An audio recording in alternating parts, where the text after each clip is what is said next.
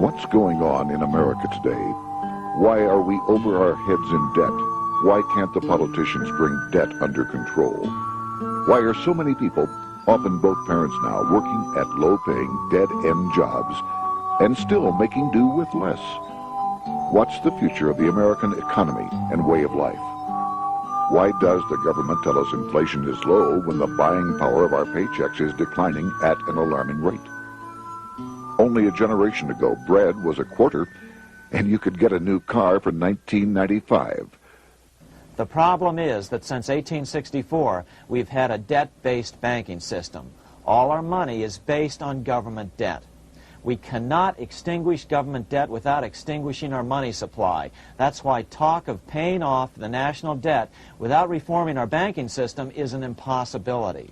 That's why the solution does not lie in discussing the size of the national debt, rather it lies in reforming our banking system. This is the Federal Reserve headquarters in Washington.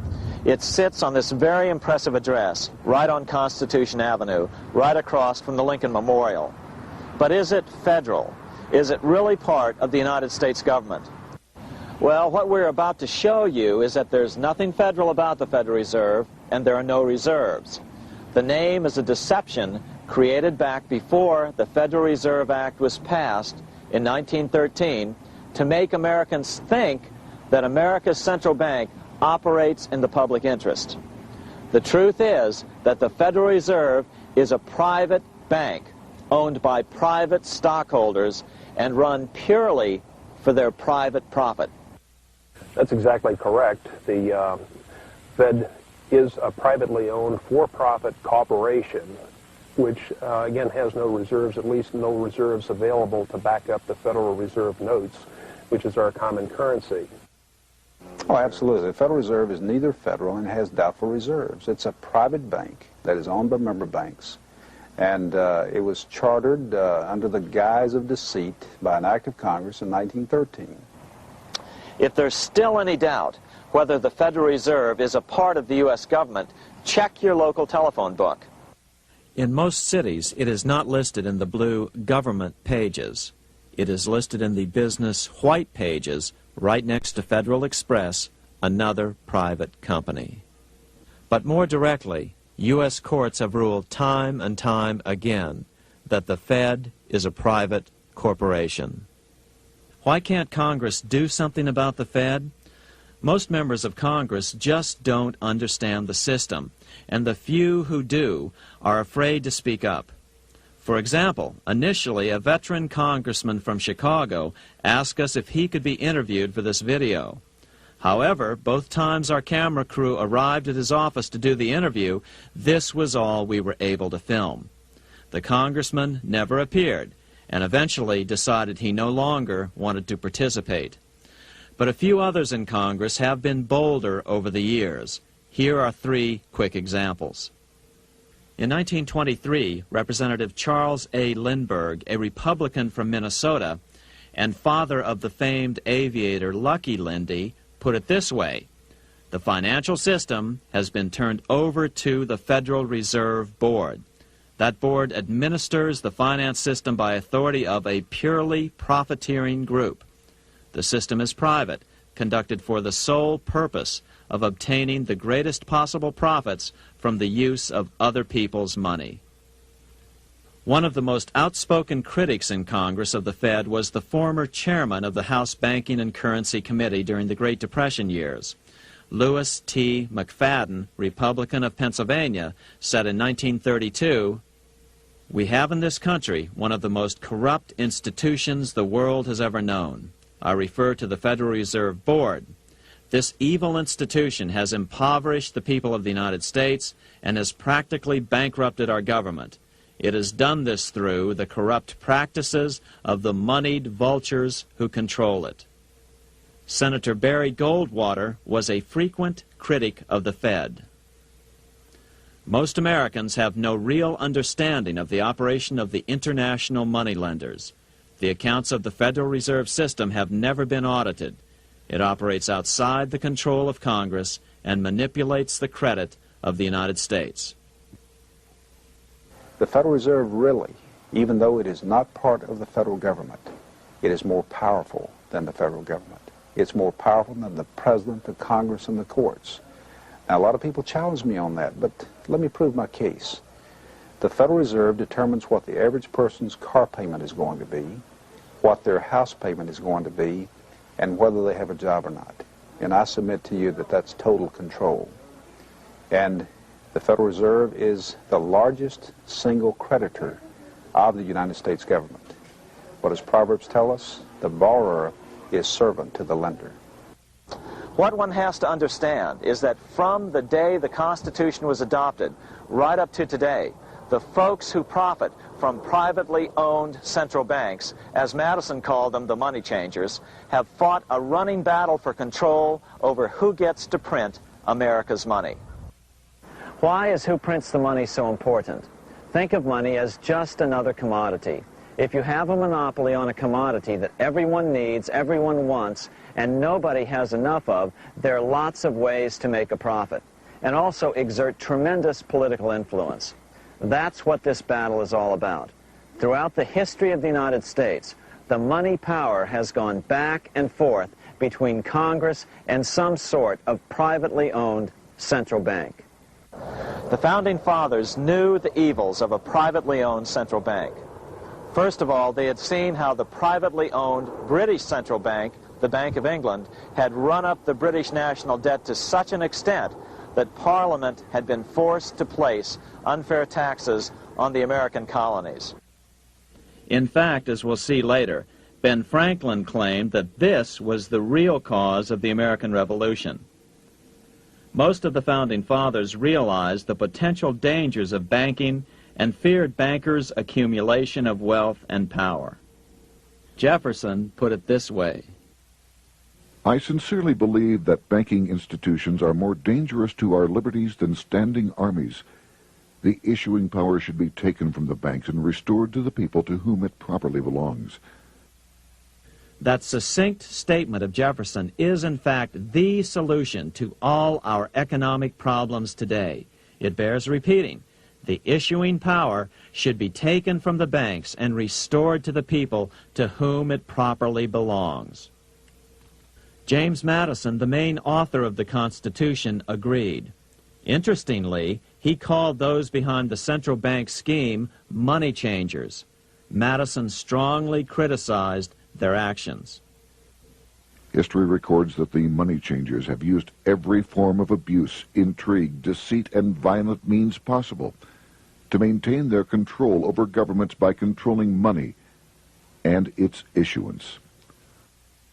The battle over who gets to issue our money has been the pivotal issue throughout the history of the United States. Wars are fought over it, depressions are caused to acquire it.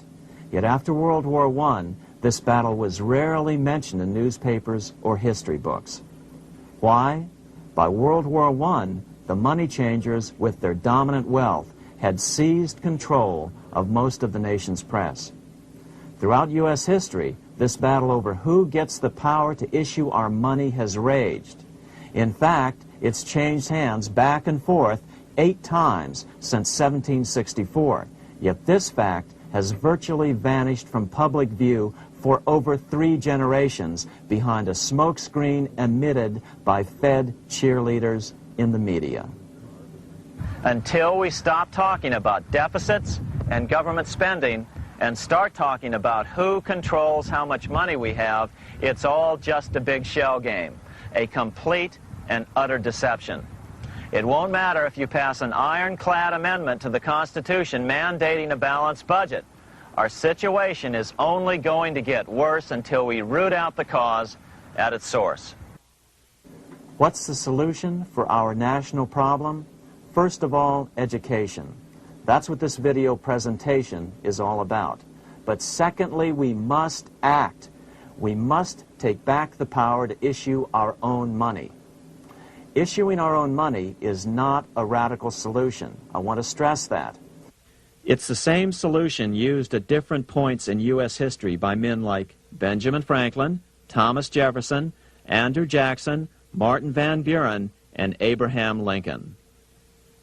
So, to sum it up, in 1913, Congress gave an independent central bank, deceptively named the Federal Reserve, a monopoly over issuing America's money. And the debt generated by this quasi-private corporation is what is killing the American economy. Though the Federal Reserve is now the most powerful central bank in the world, it was not the first. So where did this idea come from? To really understand the magnitude of the problem, we have to travel back to Europe. Just who are these money changers James Madison spoke of? In the Bible, 2,000 years ago, Jesus drove the money changers from the temple. It was the only time Jesus used force during his ministry. What were money changers doing in the temple? When Jews came to Jerusalem to pay their temple tax, they could only pay it with a special coin, the half shekel of the sanctuary. This was a half ounce of pure silver about this size. It was the only coin around at that time which was pure silver and of assured weight without the image of a pagan emperor. Therefore, to Jews, the half shekel was the only coin acceptable to God. But these coins were not plentiful. The money changers had cornered the market on them. Then they raised the price, just like any other commodity, to whatever the market would bear. In other words, money changers were making exorbitant profits because they held a virtual monopoly on money. The Jews had to pay whatever they demanded. To Jesus, this totally violated the sanctity of God's house.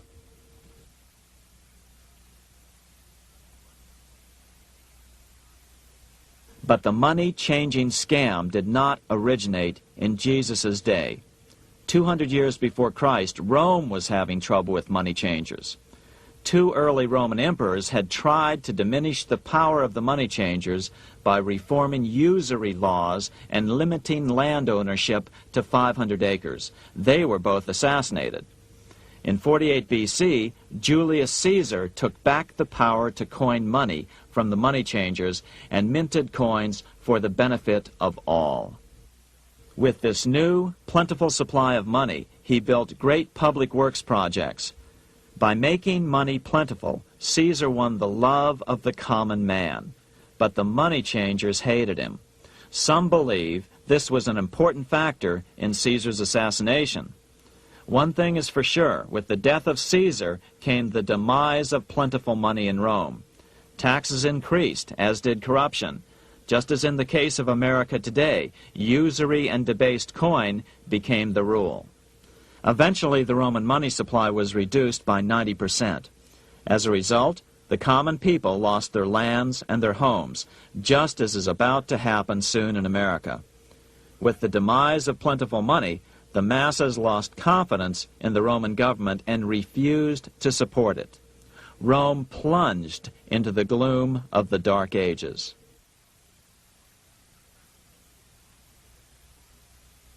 A 1,000 years after the death of Christ, money changers, those who loan out and manipulate the quantity of money, were active in medieval England.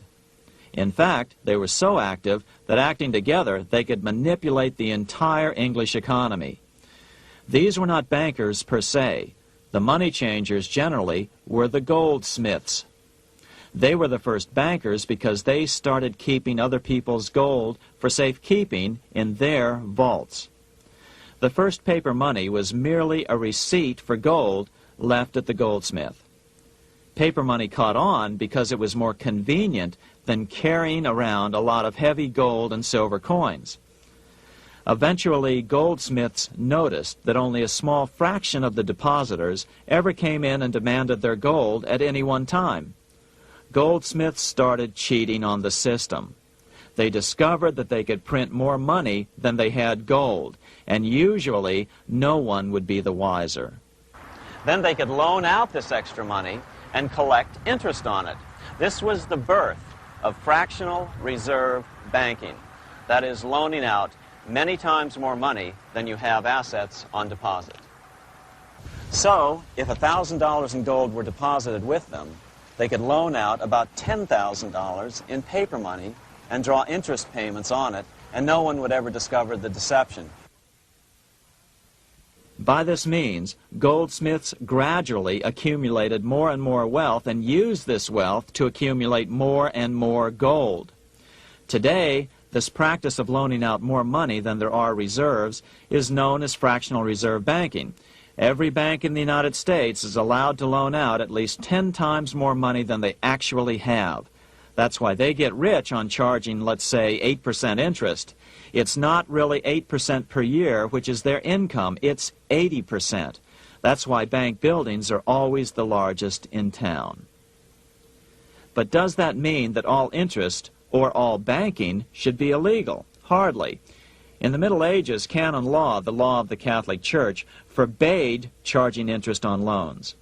This concept followed the teachings of Aristotle and St. Thomas Aquinas.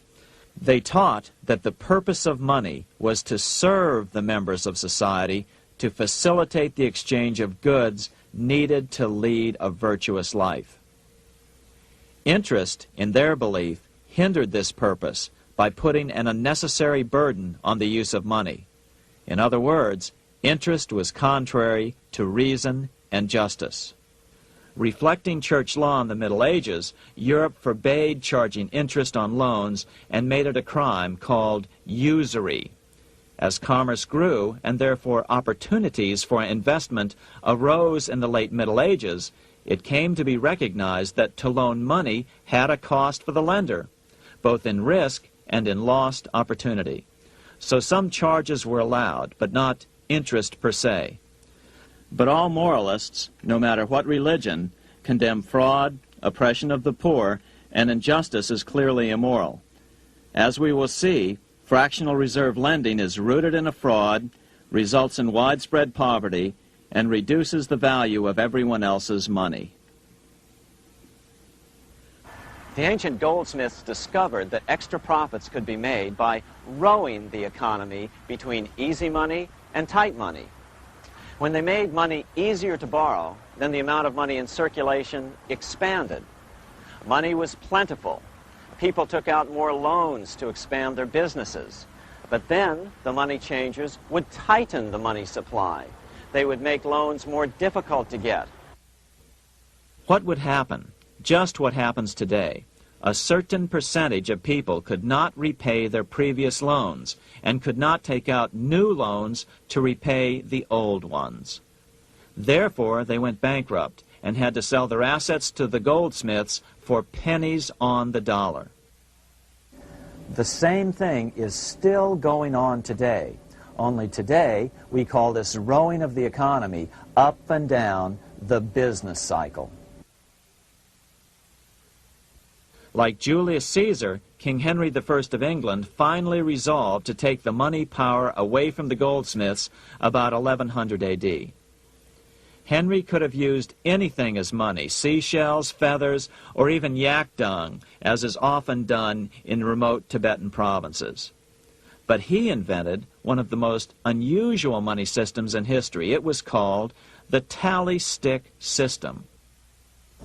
Here I have one of the few surviving examples of this form of British money, which lasted 726 years until 1826, a tally stick. The tally system was adopted to avoid the monetary manipulation of the goldsmiths. Tally sticks were money fabricated out of sticks of polished wood. Notches were cut along one edge of the stick to indicate the denominations. Then the stick was split lengthwise through the notches so that both pieces still had a record of the notches. The king kept one half to protect against counterfeiting. Then he would spend the other half into the economy and they would circulate as money. This particular tally stick is huge. It represented 25,000 pounds. One of the original stockholders in the Bank of England purchased his original shares with this stick. In other words, he bought shares in the world's richest and most powerful corporation with a stick of wood. It's ironic that after its formation in 1694, the Bank of England attacked the tally stick system because it was money outside the power of the money changers, just as King Henry had wanted it to be. Why do people accept sticks of wood for money? That's a great question. Throughout history, people traded anything they thought had value and used as money. You see, the secret is that money is only what people agree on to use as money. What's our paper money today? It's really just paper. But here's the trick. King Henry ordered that tally sticks had to be used to pay the king's taxes. This built-in demand for tally sticks immediately made them circulate and be accepted as money. And they worked well. In fact, no other form of money has worked so well for so long as tally sticks. Keep in mind, the British Empire was built under the tally stick system. The tally stick system succeeded despite the fact that the money changers constantly attacked it by offering the metal coin system as competition. In other words, metal coins never went completely out of circulation, but tally sticks hung on because they were good for the payment of taxes. Finally, in the 1500s, King Henry VIII relaxed the laws concerning usury, and the money changers wasted no time reasserting themselves. They quickly made their gold and silver money plentiful for a few decades. But when Queen Mary took the throne and tightened the usury laws again, the money changers renewed the hoarding of gold and silver coins, forcing the economy to plummet. When Queen Mary's sister, Queen Elizabeth I, took the throne, she was determined to regain control over English money. Her solution was to issue gold and silver coins from the public treasury and take the control over the money supply away from the money changers. Although control over money was not the only cause of the English Revolution in 1642, religious differences fueled the conflict. Monetary policy played a major role. Financed by the money changers, Oliver Cromwell finally overthrew King Charles, purged the Parliament, and put the king to death. The money changers were immediately allowed to consolidate their financial power. The result was that for the next 50 years, the money changers plunged Great Britain into a series of costly wars. They took over a square mile of property in the center of London, known as the City of London. This area today is still known as one of the 3 predominant financial centers of the world. Conflicts with the Stuart kings led the money changers in England to combine with those in the Netherlands to finance the invasion of William of Orange, who overthrew the Stuarts in 1688 and took the English throne.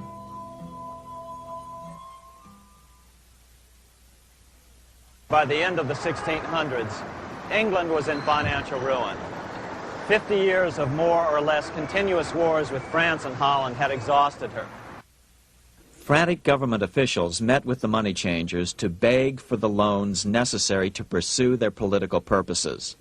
The price was high. A government-sanctioned, privately owned bank which could issue money created out of nothing. It was to be the modern world's first privately owned central bank, the Bank of England. Although it was deceptively called the Bank of England to make the general population think it was part of the government, it was not. Like any other private corporation, the Bank of England sold shares to get started. The investors, whose names were never revealed, were supposed to put up £1.25 million British pounds in gold coin to buy their shares in the bank, but only £750,000 was ever received. Despite that, the bank was duly chartered in 1694 and started out in the business of loaning out several times the money it supposedly had in reserves, all at interest.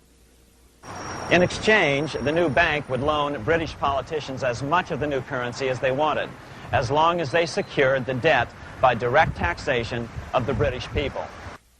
So, legalization of the Bank of England amounted to nothing less than legal counterfeiting of a national currency for private gain. Unfortunately, nearly every nation now has a privately controlled central bank using the Bank of England as the basic model. Such is the power of these central banks that they soon take total control over a nation's economy. It soon amounts to nothing but a plutocracy, rule by the rich. It would be like putting control of the army in the hands of the mafia. The danger of tyranny would be extreme. Yes, we need central banks. No, we do not need them in private hands. The central bank scam is really a hidden tax. The nation sells bonds to the central bank to pay for things it does not have the political will to raise taxes to pay for.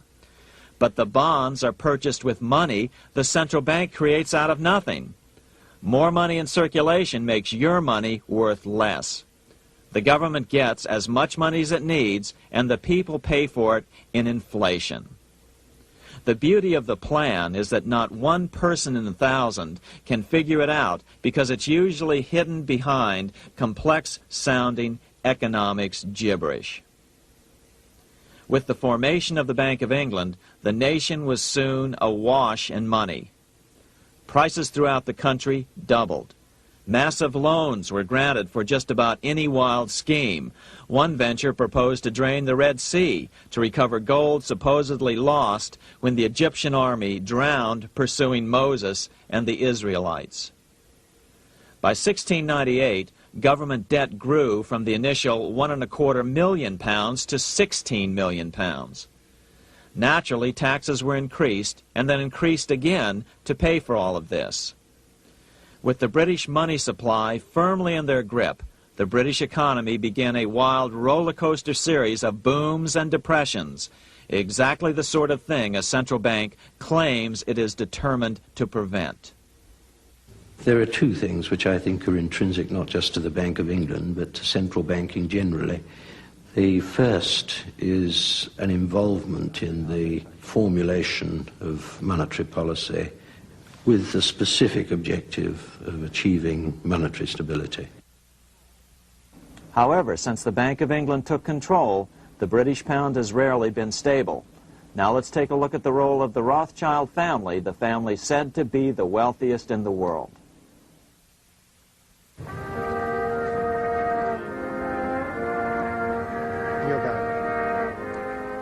This is Frankfurt, Germany. 50 years after the Bank of England opened its doors, a goldsmith named Amschel Moses Bauer opened a coin shop, a counting house, in 1743. And over the door he placed a sign depicting a Roman eagle on a red shield. The shop became known as the Red Shield Firm, or in German, Rothschild. When his son, Amschel Meyer Bauer, inherited the business, he decided to change his name to Rothschild.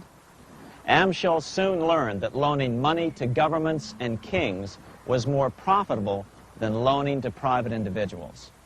Not only were the loans bigger, but they were secured by the nation's taxes. Mayer Rothschild had 5 sons. He trained them all in the skills of money creation, then sent them out to the major capitals of Europe to open branch offices of the family banking business. His first son, Amschel Meyer, stayed in Frankfurt to mind the hometown bank. His second son, Solomon, was sent to Vienna. His third son, Nathan, was clearly the most clever.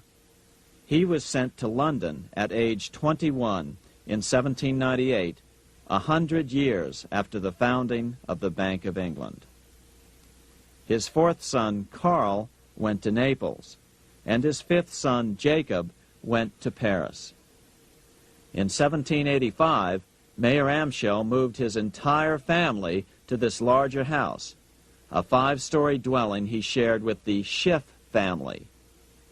This house was known as the Green Shield. The Rothschilds and the Schiffs would play a central role in the rest of European financial history and in that of the United States. The Rothschilds broke into dealings with European royalty here at Wilhelmshof, the palace of the wealthiest man in Germany. In fact, the wealthiest monarch in all Europe, Prince William of Hesse-Kassel. At first, the Rothschilds were only helping William speculate in precious coins. But when Napoleon chased Prince William into exile, he sent £550,000, a gigantic sum at that time, to Nathan Rothschild in London with instructions for him to buy consols, British government bonds, also called government stock. But Rothschild used the money for his own purposes. With Napoleon on the loose, the opportunities of wartime investments were nearly limitless. William returned here sometime prior to the Battle of Waterloo in 1815. He summoned Rothschild and demanded his money back. The Rothschilds returned William's money with the interest the British consuls would have paid him had the investment actually been made. But the Rothschilds kept all the past profits they had made using William's money. Nathan Rothschild later bragged that in the 17 years he'd been in England, he'd increased his original £20,000 stake given to him by his father by 2,500 times. By cooperating within the family, the Rothschilds soon grew unbelievably wealthy. By the mid-1800s, they dominated all European banking and were certainly the wealthiest family in the world. They financed Cecil Rhodes, making it possible for him to establish a monopoly over the diamond and gold fields of South Africa. In America, they financed the Harrimans and railroads, the Vanderbilts and railroads and the press, and Carnegie in the steel industry, among many others. In fact, during World War I, J.P. Morgan was thought to be the richest man in America. But after his death, it was discovered that he was actually only a lieutenant of the Rothschilds. Once Morgan's will was made public, it was discovered that he owned only 19% of J.P. Morgan companies.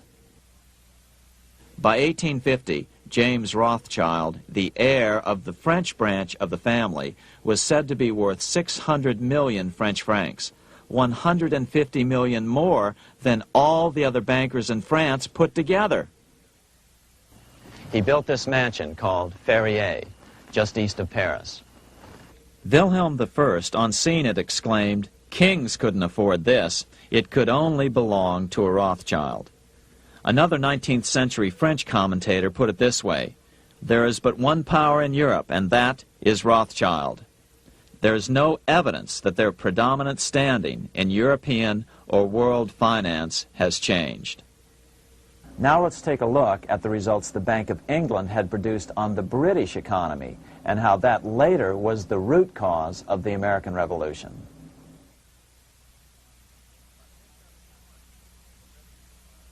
By the mid-1700s, the British Empire was nearing its height of power around the world. But Britain had fought 4 costly wars in Europe since the creation of their privately owned central bank, the Bank of England. The cost had been high. To finance these wars, the British Parliament here had borrowed heavily from the bank. By the mid-1700s, the government's debt here in Britain was £140 million, a staggering sum for those days. Consequently, the British government embarked on a program of trying to raise revenues from their American colonies in order to make their interest payments to the bank. But in America, it was a different story. The scourge of a privately owned central bank had not yet hit. This is Independence Hall in Philadelphia, where the Declaration of Independence and Constitution were signed. In the mid-1700s, pre-revolutionary America was still relatively poor. There was a severe shortage of precious metal coins to trade for goods, so the early colonists were forced to experiment with printing their own homegrown paper money. Some of these experiments were successful. Franklin was a big supporter of the colonies printing their own paper money. In 1757, Franklin was sent to London. He ended up staying for the next 18 years here, nearly until the start of the American Revolution. During this period, the American colonies began to issue their own money. Called colonial scrip, the endeavor was very successful. It provided a reliable medium of exchange, and it also helped to provide a feeling of unity between the colonies. Remember, colonial scrip was just paper money, debt-free money, printed in the public interest, and not backed by gold or silver coin. In other words, it was a totally fiat currency. One day, officials of the Bank of England asked Franklin how he would account for the newfound prosperity of the colonies. Without hesitation, he replied, "That is simple. In the colonies, we issue our own money. It is called colonial scrip. We issue it in proper proportion to the demands of trade and industry to make the products pass easily from the producers to the consumers. In this manner, creating for ourselves our own paper money, we control its purchasing power, and we have no interest to pay to no one." This was just common sense to Franklin, but you can imagine the impact it had on the Bank of England. America had learned the secret of money, and that genie had to be returned to its bottle as soon as possible.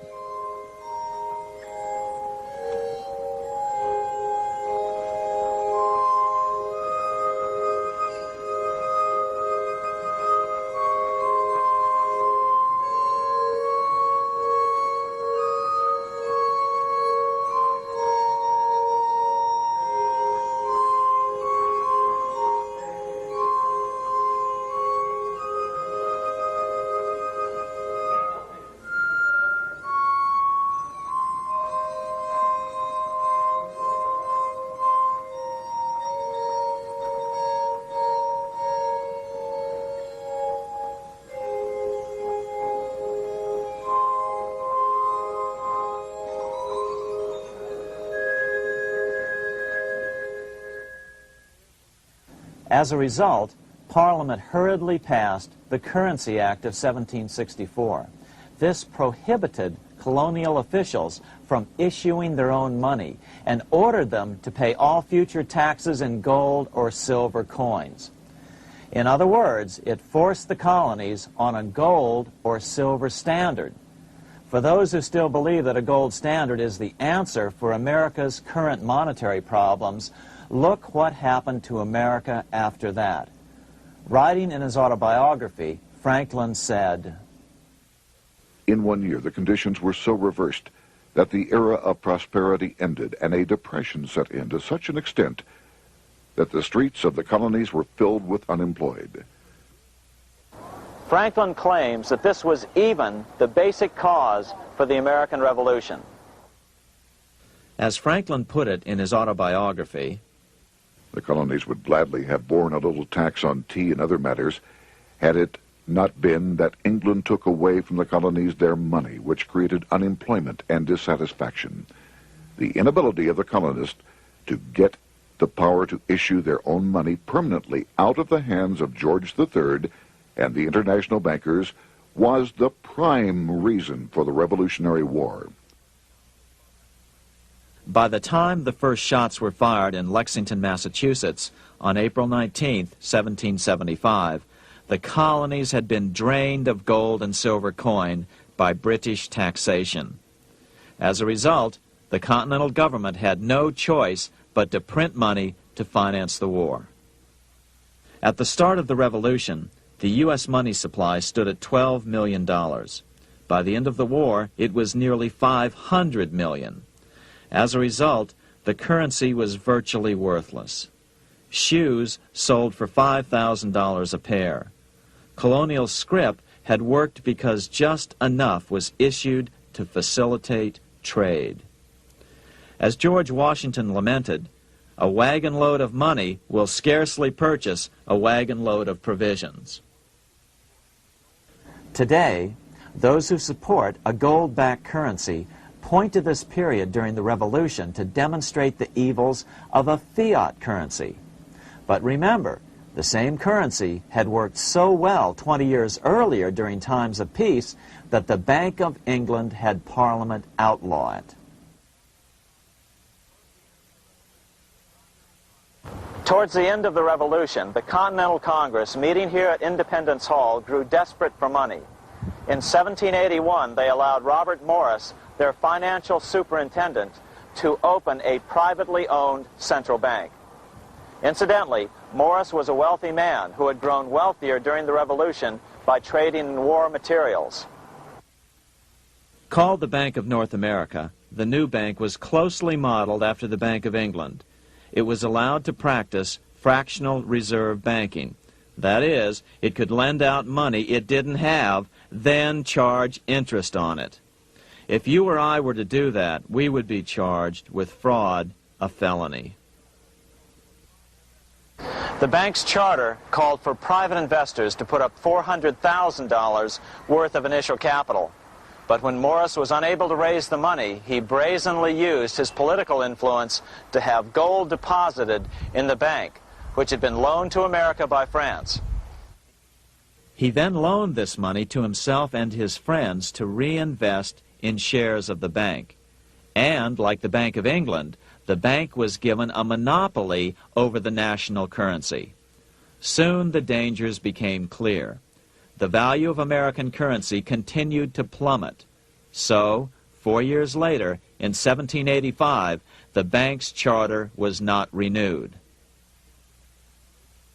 The leader of the effort to kill the bank, William Findley of Pennsylvania, explained the problem this way, quote, "This institution, having no principle but that of avarice, will never be varied in its object, to engross all the wealth, power, and influence of the state."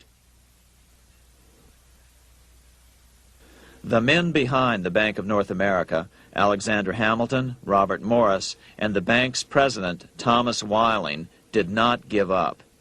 Only 6 years later, Hamilton, then Secretary of the Treasury, and his mentor, Morris, rammed a new privately owned central bank through the new Congress. Called the first bank of the United States, Thomas Weiling again served as the bank's president. The players were the same, only the name of the bank was changed.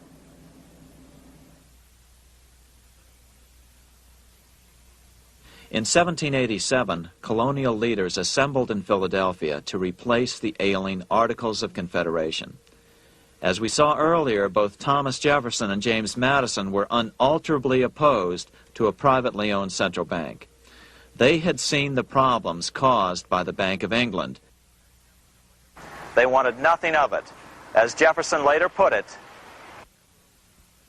"If the American people ever allow private banks to control the issue of their currency, first by inflation, then by deflation, the banks and the corporations which grow up around them will deprive the people of all property until their children wake up homeless on the continent their fathers conquered."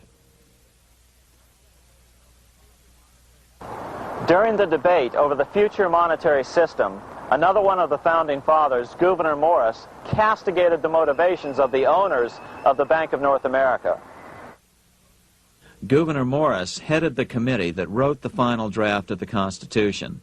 Morris knew the motivations of the bank well. Along with his old boss, Robert Morris, Gouverneur Morris and Alexander Hamilton were the ones who had presented the original plan for the Bank of North America to the Continental Congress in the last year of the Revolution. In a letter he wrote to James Madison on July 2nd, 1787, Gouverneur Morris revealed what was really going on. "The rich will strive to establish their dominion and enslave the rest. They always did. They always will. They will have the same effect here as elsewhere if we do not, by the power of government, keep them in their proper spheres."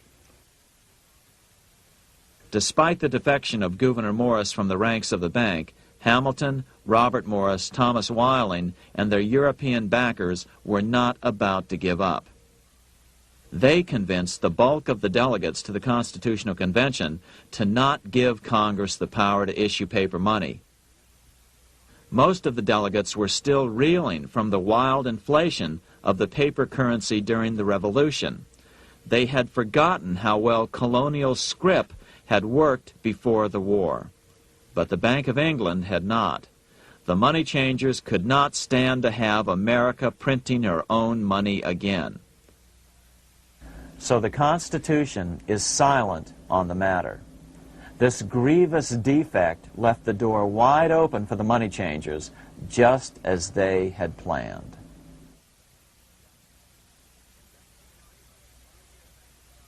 In 1790, less than 3 years after the Constitution had been signed, the money changers struck again.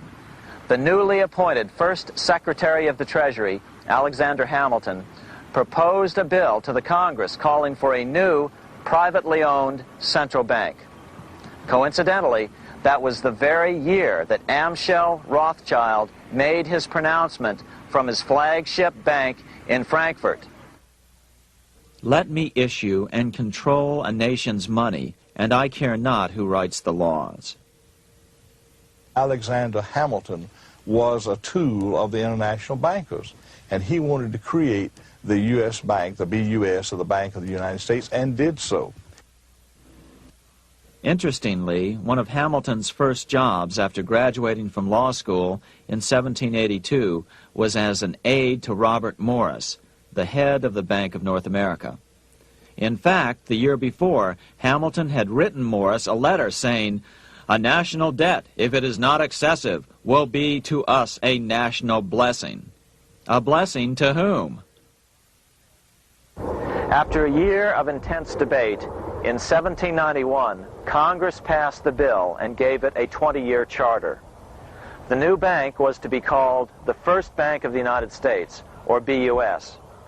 Here we are in front of the First Bank of the United States in Philadelphia. The bank was given a monopoly on printing U.S. currency, even though 80% of its stock would be held by private investors. The other 20% would be purchased by the U.S. government. But the reason was not to give the government a piece of the action. It was to provide the capital for the other 80% owners. As with the old Bank of North America and the Bank of England before that, the stockholders never paid the full amount for their shares. The U.S. government put up their initial $2 million in cash. Then the bank, through the old magic of fractional reserve lending, made loans to its charter investors so they could come up with the remaining $8 million of capital needed for this risk-free investment. Like the Bank of England, the name of the Bank of the United States was deliberately chosen to hide the fact that it was privately controlled. And like the Bank of England, the names of the investors in the bank were never revealed. Many years later, it was a common saying that the Rothschilds were the power behind the old Bank of the United States. The bank was sold to Congress as a way to bring stability to the banking system and eliminate inflation. So what happened? Over the first 5 years, the U.S. government borrowed $8.2 million from the Bank of the United States. In the same 5-year period, prices rose by 72%. Jefferson, as the new Secretary of State, watched the borrowing with sadness and frustration, unable to stop it. I wish it were possible to obtain a single amendment to our Constitution, taking from the federal government the power of borrowing. Millions of Americans feel the same way today. They watch in helpless frustration as the federal government borrows the American economy into oblivion. So, although it was called the First Bank of the United States, it was not the first attempt at a privately owned central bank in this country. As with the Bank of North America, the government put up most of the cash to get this private bank going, then the bankers loaned the money to each other to buy the remaining stock in the bank. It was a scam, plain and simple, and they wouldn't be able to get away with it for long. But first, we have to travel back to Europe to see how a single man was able to manipulate the entire British economy by obtaining the first news of Napoleon's final defeat.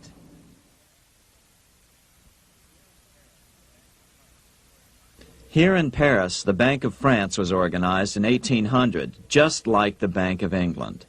But Napoleon decided France had to break free of debt, and he never trusted the Bank of France. He declared that when a government is dependent upon bankers for money, the bankers, not the leaders of the government, are in control. The hand that gives is above the hand that takes. Money has no motherland. Financiers are without patriotism and without decency. Their sole object is gain. Back in America, unexpected help was about to arrive. In 1800, Thomas Jefferson narrowly defeated John Adams to become the third president of the United States.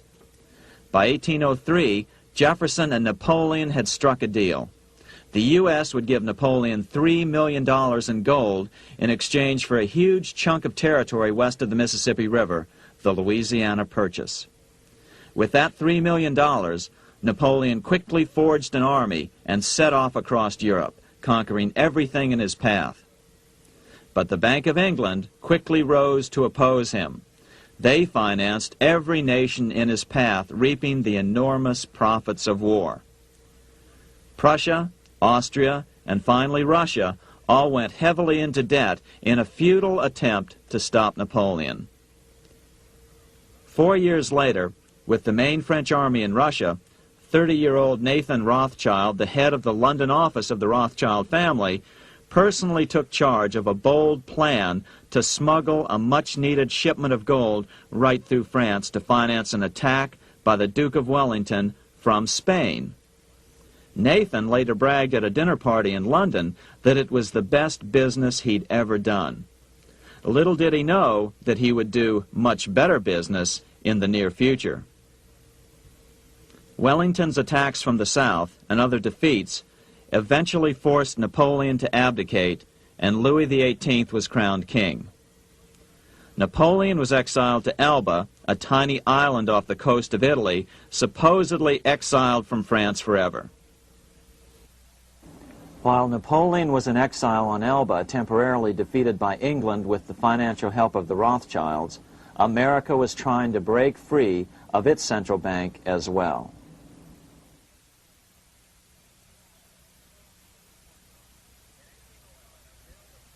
In 1811, a bill was put before Congress to renew the charter of the Bank of the United States. The debate grew very heated, and the legislatures of both Pennsylvania and Virginia passed resolutions asking Congress to kill the bank. The press corps of the day attacked the bank openly, calling it a great swindle, a vulture, a viper, and a cobra. Oh, to have an independent press once again in America.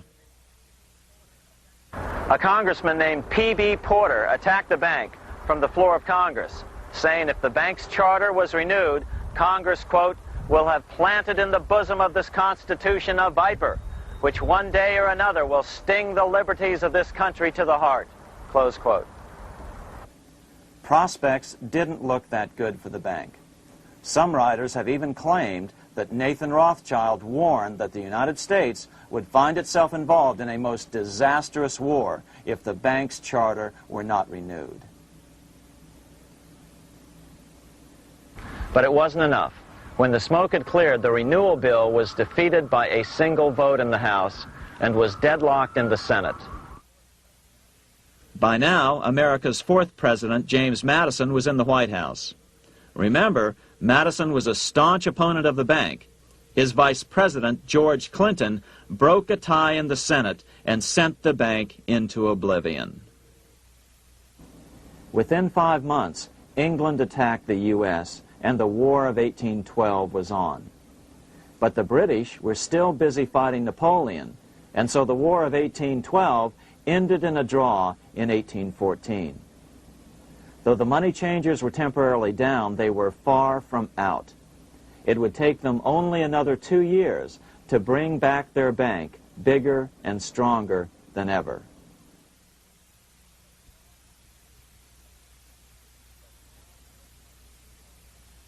But now let's return to Napoleon, because nothing else in history more aptly demonstrates the ingenuity of the Rothschild family than their control of the British stock market after Waterloo. In 1815, a year after the end of the War of 1812 in America, Napoleon escaped his exile and returned to Paris. French troops were sent out to capture him, but such was his charisma that the soldiers rallied around their old leader and hailed him as their emperor once again. In March of 1815, Napoleon equipped an army which Britain's Duke of Wellington defeated less than 90 days later at Waterloo. Some writers claim Napoleon borrowed £5 million from the Bank of England to rearm. But it appears these funds actually came from the Ouvard banking house in Paris. Nevertheless, from about this point on, it was not unusual for privately controlled central banks to finance both sides in a war. Why would a central bank finance opposing sides in a war? Because war is the biggest debt generator of them all. A nation will borrow any amount for victory. The ultimate loser is loaned just enough to hold out the vain hope of victory, and the ultimate winner is given enough to win. Besides, such loans are usually conditioned upon the guarantee that the victor will honor the debts of the vanquished.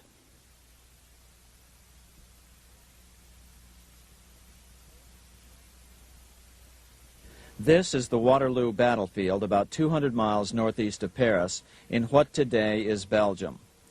Here Napoleon suffered his final defeat, but not before thousands of French and Englishmen gave their lives on a steamy summer day in July of 1815.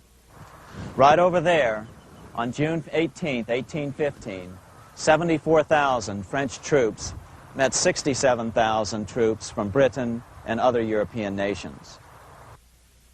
The outcome was certainly in doubt. In fact, had Napoleon attacked a few hours earlier, he would probably have won the battle. But no matter who won or lost, back in London, Nathan Rothschild planned to use the opportunity to try to seize control over the British stock and bond market and possibly even the Bank of England. Rothschild stationed a trusted agent, a man named Rothworth, on the north side of the battlefield, closer to the English Channel. Once the battle had been decided, Rothworth took off for the Channel. He delivered the news to Nathan Rothschild a full 24 hours before Wellington's own courier. Rothschild hurried to the stock market and took up his usual position in front of an ancient pillar. All eyes were on him. The Rothschilds had a legendary communications network. If Wellington had been defeated and Napoleon was loose on the continent again, Britain's financial situation would become grave indeed. Rothschild looked saddened. He stood there motionless, eyes downcast. Then suddenly he began selling. Other nervous investors saw that Rothschild was selling. It could only mean one thing. Napoleon must have won, Wellington must have lost. The market plummeted. Soon everyone was selling their consols, their British government bonds, and prices dropped sharply. But then Rothschild started secretly buying up the consols through his agents for only a fraction of their worth hours before. Myths, legends, you say? 100 years later, the New York Times ran a story which said that Nathan's grandson had attempted to secure a court order to suppress a book with this stock market story in it. The Rothschild family claimed the story was untrue and libelous, but the court denied the Rothschilds' request and ordered the family to pay all court costs. What's even more interesting about this story is that some authors claim that the day after the Battle of Waterloo, in a matter of hours, Nathan Rothschild came to dominate not only the bond market, but the Bank of England as well. Whether or not the Rothschild family seized control of the Bank of England, the first privately owned central bank in a major European nation and the wealthiest, one thing is certain. By the mid-1800s, the Rothschilds were the richest family in the world, bar none. They dominated the new government bond markets and branched into other banks and industrial concerns.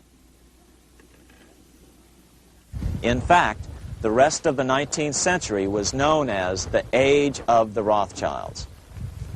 Despite this overwhelming wealth, the family has generally cultivated an aura of invisibility. Although the family controls scores of industrial, commercial, mining, and tourist corporations, only a handful bear the Rothschild name. By the end of the 19th century, one expert estimated that the Rothschild family controlled half the wealth of the world. Whatever the extent of their vast wealth, it is reasonable to assume that their percentage of the world's wealth has increased since then. But since the turn of the century, the Rothschilds have cultivated the notion that their power has somehow waned even as their wealth increases.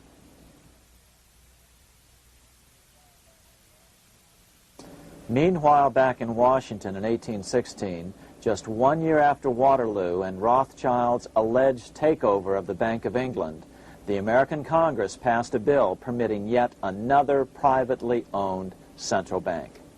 This bank was called the Second Bank of the United States. The new bank's charter was a copy of the previous banks. The U.S. government would own 20% of the shares of the bank. Of course, the federal share was paid by the Treasury up front into the bank's coffers. Then, through the magic of fractional reserve lending, it was transformed into loans to private investors who then bought the remaining 80% of the shares. Just as before, the primary stockholders remained a secret. But it is known that the largest block of shares, about 1/3 of the total, were sold to foreigners. As one observer put it, it is certainly no exaggeration to say that the Second Bank of the United States was rooted as deeply in Britain as it was in America. So, by 1816, some authors claim the Rothschilds had taken control over the Bank of England and backed a new, privately owned central bank in America as well.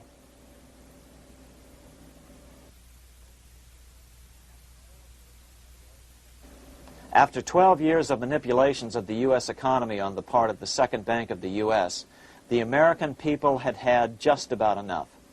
Opponents of the bank nominated a dignified senator from Tennessee, Andrew Jackson, the hero of the Battle of New Orleans, to run for president. This is his home, the Hermitage. No one gave Jackson a chance initially. The bank had long ago learned how the political process could be controlled with money. To the surprise and dismay of the money changers, Jackson was swept into office in 1828. Jackson was determined to kill the bank at the first opportunity and wasted no time in trying to do so. But the bank's 20-year charter didn't come up for renewal until 1836, the last year of his second term, if he could survive that long. During his first term, Jackson contented himself with rooting out the bank's many minions from government service. He fired 2,000 of the 11,000 employees of the federal government. In 1832, with his re-election approaching, the bank struck an early blow, hoping Jackson would not want to stir up controversy. They asked Congress to pass a renewal bill 4 years early. Naturally, Congress complied, then sent it to the president for signing. But Jackson weighed in with both feet. Old Hickory, never a coward, vetoed the bill.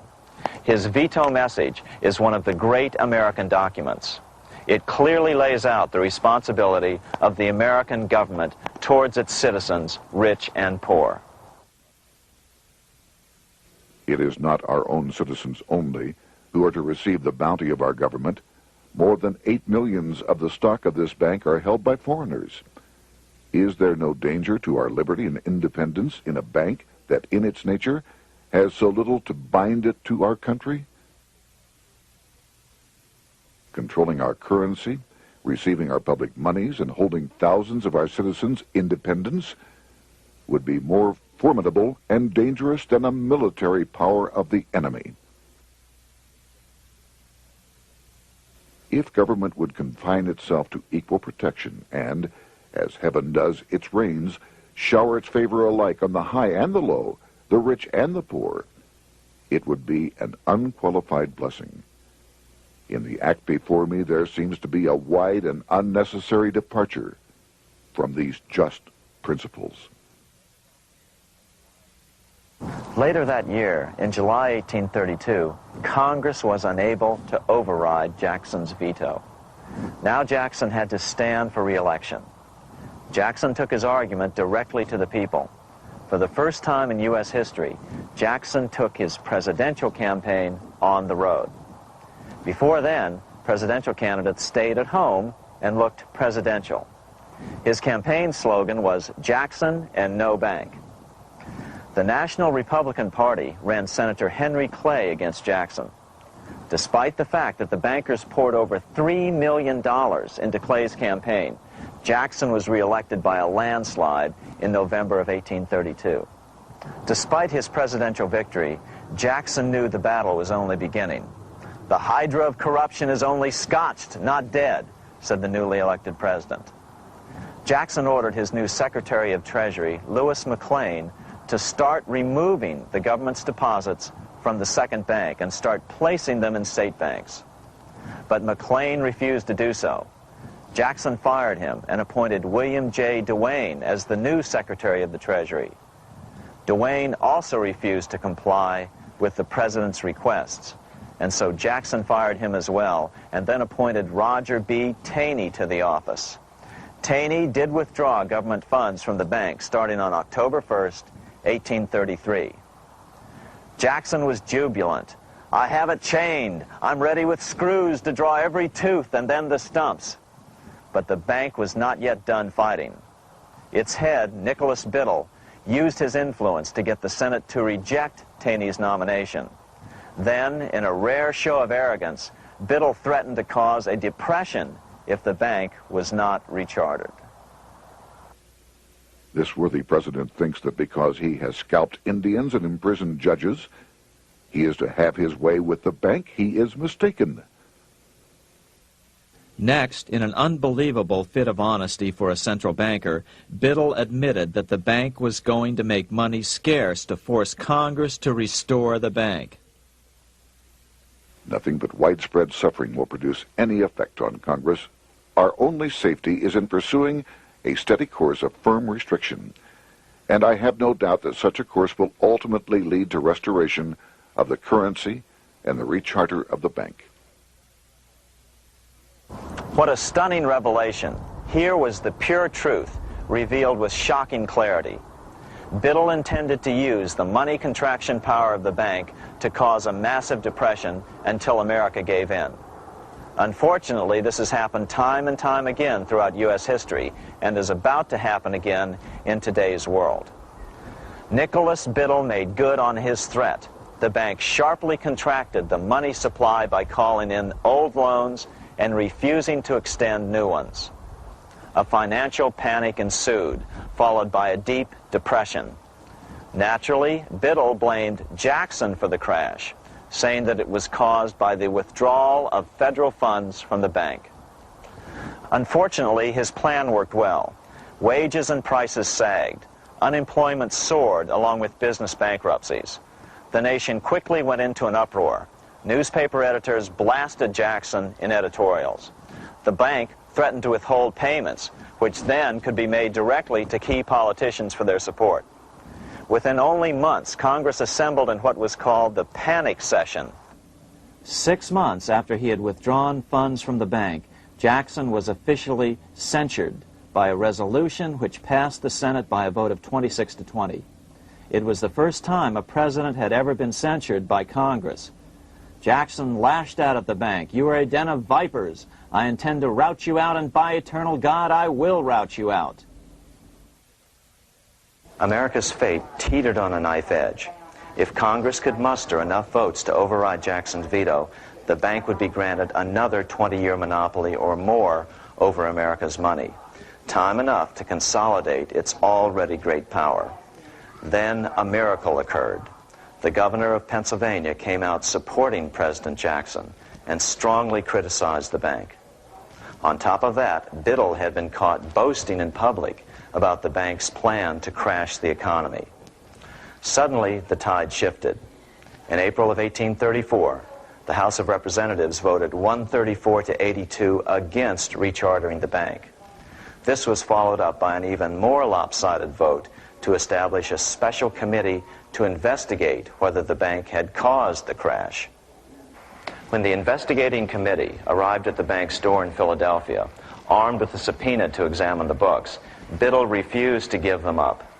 Nor would he allow inspection of correspondence with congressmen relating to their personal loans and advances he'd made to them. He also refused to testify before the committee back in Washington. On January 8, 1835, Jackson paid off the final installment on the national debt, which had been necessitated by allowing the banks to issue currency for government bonds rather than simply issuing treasury notes without such debt. He was the only president to ever pay off the debt. A few weeks later, on January 30th, 1835, an assassin by the name of Richard Lawrence tried to shoot President Jackson, but by the grace of God, both pistols misfired. Lawrence was later found not guilty by reason of insanity. After his release, he bragged to friends that powerful people in Europe had put him up to the task and promised to protect him if he were caught. The following year, when its charter ran out, the Second Bank of the United States ceased functioning as the nation's central bank. Biddle was later arrested and charged with fraud. He was tried and acquitted, but died shortly thereafter while still tied up in civil suits. After his second term as president, Jackson retired here to the Hermitage outside of Nashville to live out his life. He is still remembered here for his determination to kill the bank. In fact, he killed it so well that it took the money changers 77 years to undo the damage. When asked what his most important accomplishment had been, Jackson replied, "I killed the bank." Unfortunately, even Jackson failed to grasp the entire picture and its root cause. Although Jackson had killed the central bank, the most insidious weapon of the money changers, fractional reserve banking, remained in use by the numerous state-chartered banks. This fueled economic instability in the years before the Civil War. Still, the central bankers were out, and as a result, America thrived as it expanded westward. During this time, the principal money changers struggled to regain their lost centralized power, but to no avail. Then, finally, they reverted to the old central bankers' formula: war to create debt and dependency. If they couldn't get their central bank any other way, America could be brought to its knees by plunging it into a civil war, just as they had done in 1812 after the first Bank of the United States was not rechartered. 1 month after the inauguration of Abraham Lincoln, the first shots of the American Civil War were fired here at Fort Sumter, South Carolina, on April 12, 1861. Certainly slavery was a cause for the Civil War, but not the primary cause.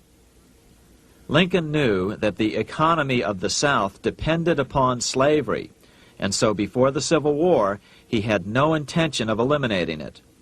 Lincoln had put it this way in his inaugural address only 1 month earlier. I have no purpose, directly or indirectly, to interfere with the institution of slavery in the states where it now exists. I believe I have no lawful right to do so, and I have no inclination to do so. Even after the first shots were fired here at Fort Sumter, Lincoln continued to insist that the Civil War was not about the issue of slavery. My paramount objective is to save the Union, and it is not either to save or destroy slavery. If I could save the Union without freeing any slave, I would do it. So what was the Civil War all about? There were many factors at play. Northern industrialists had used protective tariffs to prevent the southern states from buying cheaper European goods. Europe retaliated by stopping cotton imports from the South. The southern states were in a double financial bind.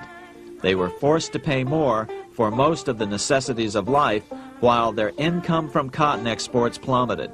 The South was angry. But there were other factors at work. The money changers were still stung by America's withdrawal from their control 25 years earlier. Since then, America's wildcat economy had made the nation rich, a bad example for the rest of the world. The central bankers now saw an opportunity to split the rich new nation, to divide and conquer by war. Was this just some sort of wild conspiracy theory at the time? Well, let's take a look at what a well-placed observer of the scene had to say at the time. His name was Otto von Bismarck, Chancellor of Germany, the man who united the German states a few years later. The division of the United States into federations of equal force was decided long before the Civil War by the high financial powers of Europe. These bankers were afraid that the United States, if they remained as one bloc and as one nation, would attain economic and financial independence which would upset their financial domination over the world. Within months after the first shots here at Fort Sumter, the central bankers loaned Napoleon III of France, the nephew of the Waterloo Napoleon, 210 million francs to seize Mexico and station troops along the southern border of the U.S., taking advantage of their war to violate the Monroe Doctrine and return Mexico to colonial rule. No matter what the outcome of the Civil War, a weakened America, heavily indebted to the money changers, would open up Central and South America once again to European colonization and domination. The very thing America's Monroe Doctrine had forbade in 1823. At the same time, Great Britain moved 11,000 troops into Canada and positioned them menacingly along America's northern border. The British fleet went to war alert should their quick intervention be called for. Lincoln knew he was in a double bind. That's why he agonized over the fate of the Union. There was a lot more to it than just differences between the North and the South. That's why his emphasis was always on union and not merely the defeat of the South. But Lincoln needed money to win. In 1861, Lincoln and his Secretary of Treasury, Salmon P. Chase, went to New York to apply for the necessary loans. The money changers, anxious to see the Union fail, offered loans at 24 to 36% interest. Lincoln said thanks, but no thanks, and returned to Washington. Lincoln sent for an old friend, Colonel Dick Taylor of Chicago, and put him on the problem of financing the war. During one meeting, Lincoln asked Taylor what he'd discovered. Taylor put it this way. Why, Lincoln, that is easy. Just get Congress to pass a bill authorizing the printing of full legal tender Treasury notes, and pay your soldiers with them, and go ahead and win your war with them also. When Lincoln asked if the people of the United States would accept the notes, Taylor said, "The people, or anyone else, will not have any choice in the matter if you make them full legal tender. They will have the full sanction of the government and be just as good as any money, as Congress is given that express right by the Constitution." So that's exactly what Lincoln did. In 1862-63, he printed up $450 million worth of the new bills. In order to distinguish them from other banknotes in circulation, he printed them in green ink on the back side. That's why the notes were called greenbacks. With this new money, Lincoln paid the troops and bought their supplies. During the course of the war, nearly $450 million worth of greenbacks were printed at no interest to the federal government. Lincoln understood who was really pulling the strings and what was at stake for the American people. This is how he explained his rationale. The government should create, issue, and circulate all the currency and credit needed to satisfy the spending power of the government and the buying power of consumers. The privilege of creating and issuing money is not only the supreme prerogative of government, but it is the government's greatest creative opportunity. By the adoption of these principles, the taxpayers will be saved immense sums of interest. Money will cease to be master and become the servant of humanity. A truly incredible editorial in the London Times explained the central bankers' attitude towards Lincoln's greenbacks.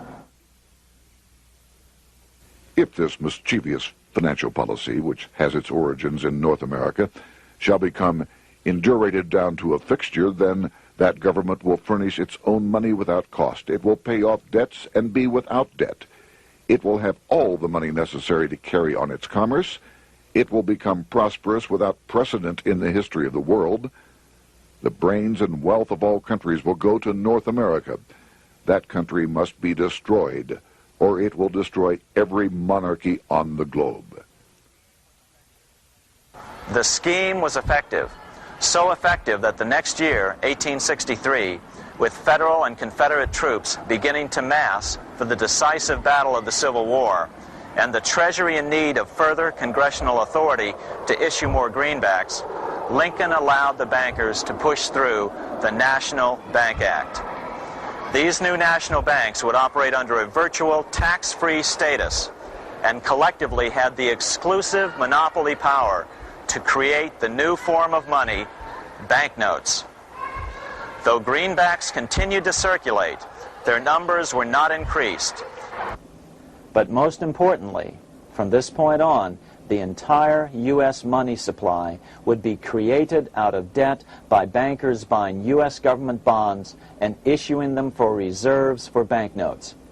As historian John Kenneth Galbraith explained it, in numerous years following the war, the federal government ran a heavy surplus. It could not, however, pay off its debt, retire its securities, because to do so meant there would be no bonds to back the national banknotes. To pay off the debt was to destroy the money supply. Later in 1863, Lincoln got some unexpected help from Tsar Alexander II of Russia. The Tsar, like Bismarck in Germany, knew what the international money changers were up to and had steadfastly refused to let them set up a central bank in Russia. If America survived and was able to remain out of their clutches, the Tsar's position would remain secure. If the bankers were successful at dividing America and giving the pieces back to Great Britain and France, both nations under control of their central banks, eventually they would threaten Russia again. So the Tsar gave orders that if either England or France actively intervened and gave aid to the South, Russia would consider such action as a declaration of war. He did the same with part of his Pacific Fleet and sent them to port in San Francisco. Lincoln was reelected the next year, 1864. Had he lived, he would surely have killed the national bank's money monopoly extracted from him during the war. On November 21st, 1864, he wrote a friend the following: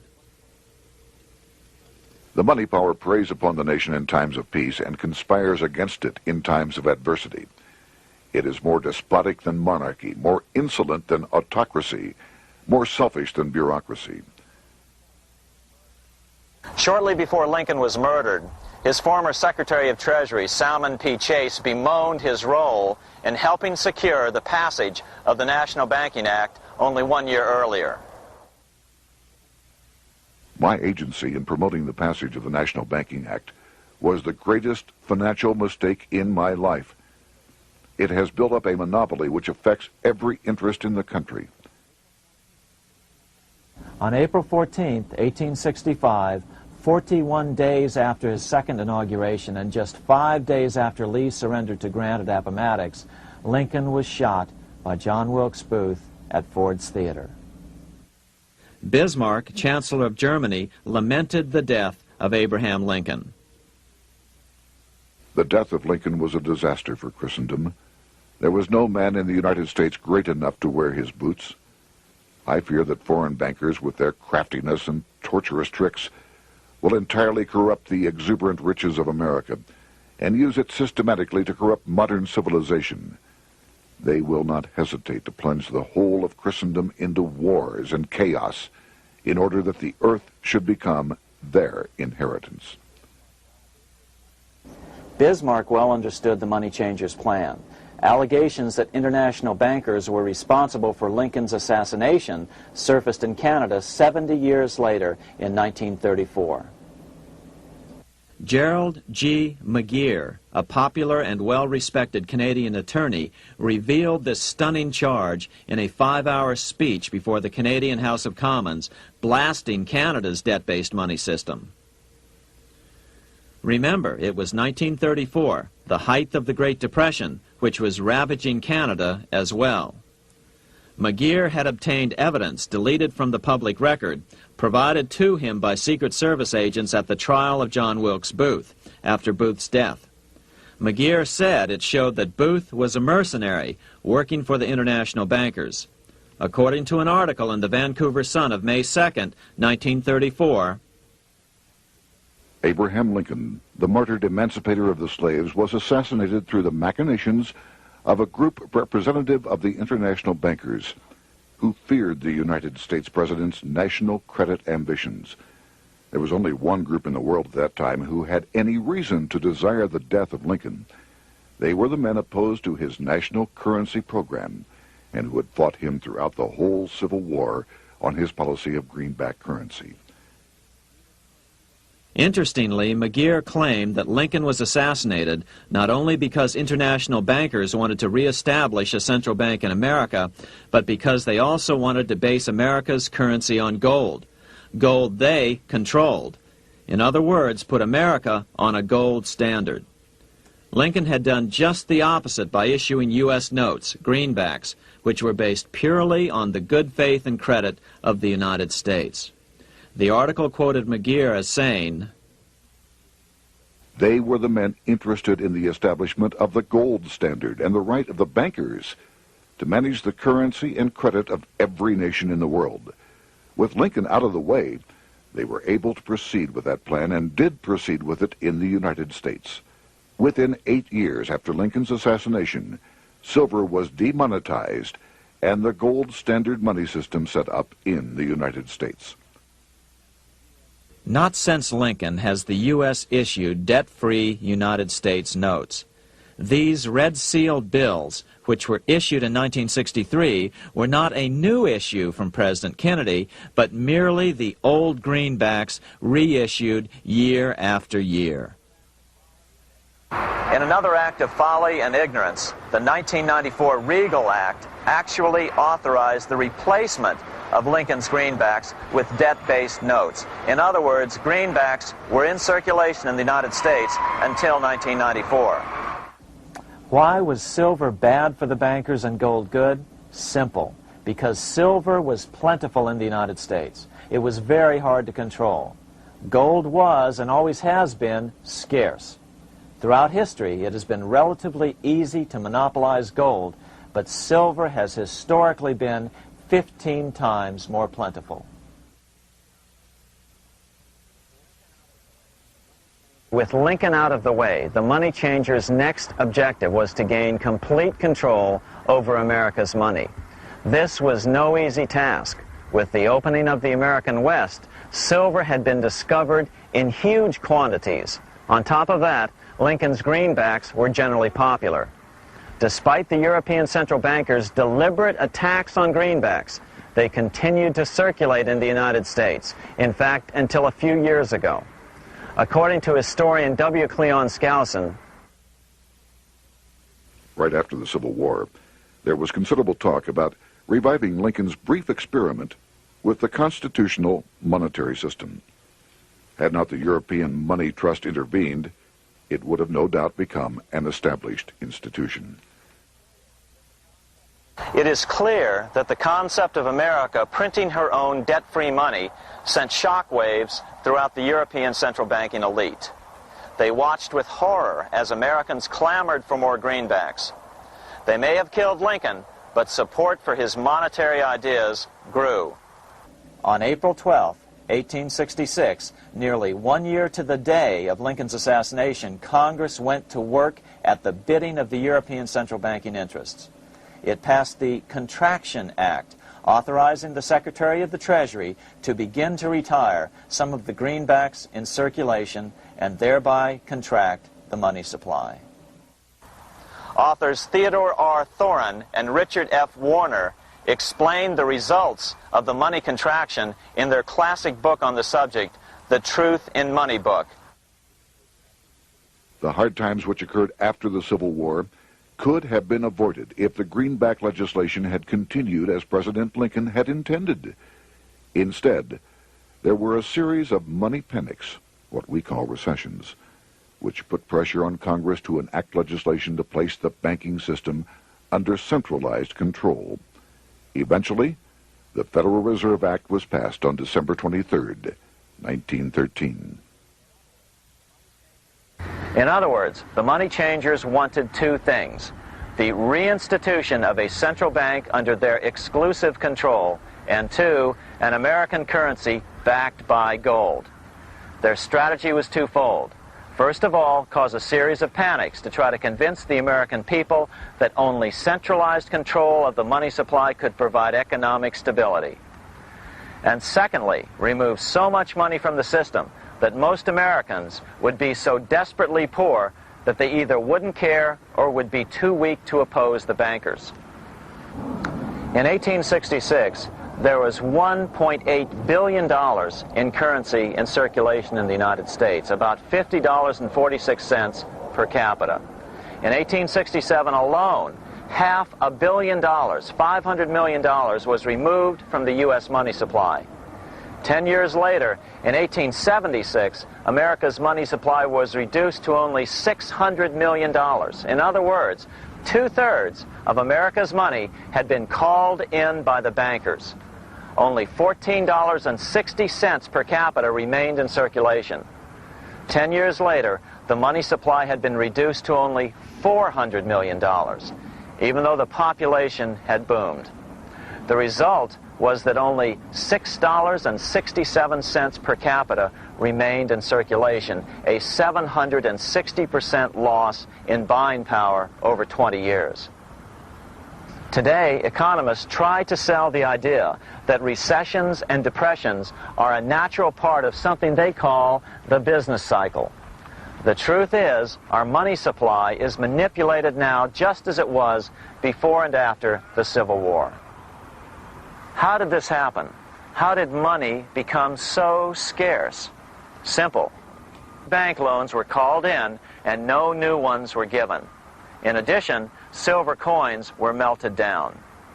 In 1872, a man named Ernest Sed was given 100,000 pounds, about $500,000, by the Bank of England and sent to America to bribe necessary congressmen to get silver demonetized.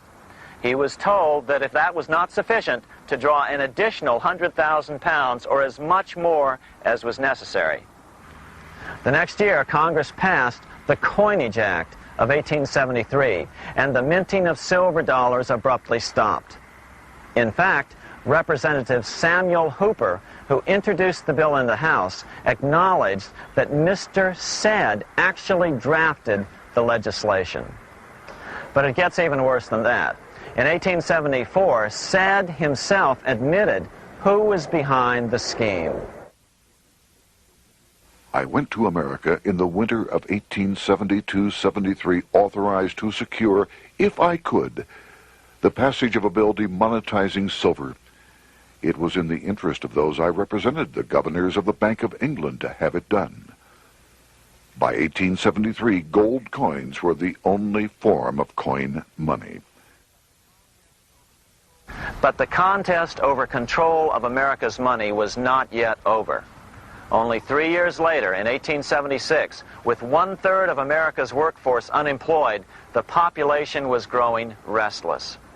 People were clamoring for a return to the greenback money system of President Lincoln, or a return to silver money, anything that would make money more plentiful. That year, Congress created the United States Silver Commission to study the problem. Their report clearly blamed the monetary contraction on the national bankers. The report is interesting because it compares the deliberate money contraction by the national bankers after the Civil War to the fall of the Roman Empire. The disaster of the Dark Ages was caused by decreasing money and falling prices. Without money, civilization could not have had a beginning, and with a diminishing supply, it must languish, and unless relieved, finally perish. At the Christian era, the metallic money of the Roman Empire amounted to $1,800,000,000. By the end of the 15th century, it had shrunk to less than $200 million. History records no other such disastrous transition as that from the Roman Empire to the Dark Ages.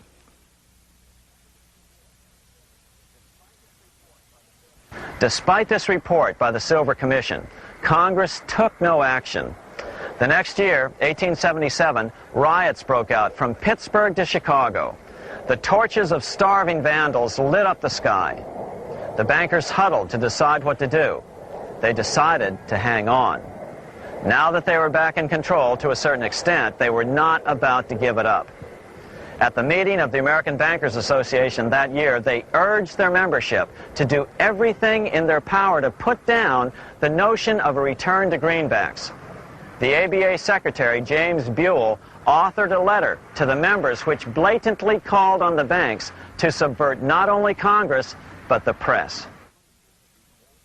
It is advisable to do all in your power to sustain such prominent daily and weekly newspapers, especially the agricultural and religious press, as will oppose the greenback issue of paper money, and that you will also withhold patronage from all applicants who are not willing to oppose the government issue of money. To repeal the act creating banknotes or to restore to circulation the government issue of money will be to provide the people with money and will therefore seriously affect our individual profits as bankers and lenders. See your congressman at once and engage him to support our interest that we may control legislation. As political pressure mounted in Congress for change, the press tried to turn the American people away from the truth. The New York Tribune put it this way on January 10th, 1878. "The capital of the country is organized at last, and we will see whether Congress will dare to fly in its face." But it didn't work entirely. On February 28, 1878, Congress passed the Sherman Law, allowing the minting of a limited number of silver dollars, ending the 5-year hiatus. This did not end gold backing of the currency, however, nor did it completely free silver. Previous to 1873, anyone who brought silver to the U.S. Mint could have it struck into silver dollars free of charge. No longer. But at least some money began to flow back into the economy again. With no further threat to their control, the bankers loosened up on loans, and the post-Civil War depression was finally ended. 3 years later, the American people elected Republican James Garfield president. Garfield understood how the economy was being manipulated. As a congressman, he had been chairman of the Appropriations Committee and was a member of Banking and Currency. After his inauguration, he slammed the money changers publicly in 1881. Whoever controls the volume of money in any country is absolute master of all industry and commerce. And when you realize that the entire system is very easily controlled, one way or another, by a few powerful men at the top, you will not have to be told how periods of inflation and depression originate. Unfortunately, within a few weeks of making this statement, on July 2nd of 1881, President Garfield was assassinated.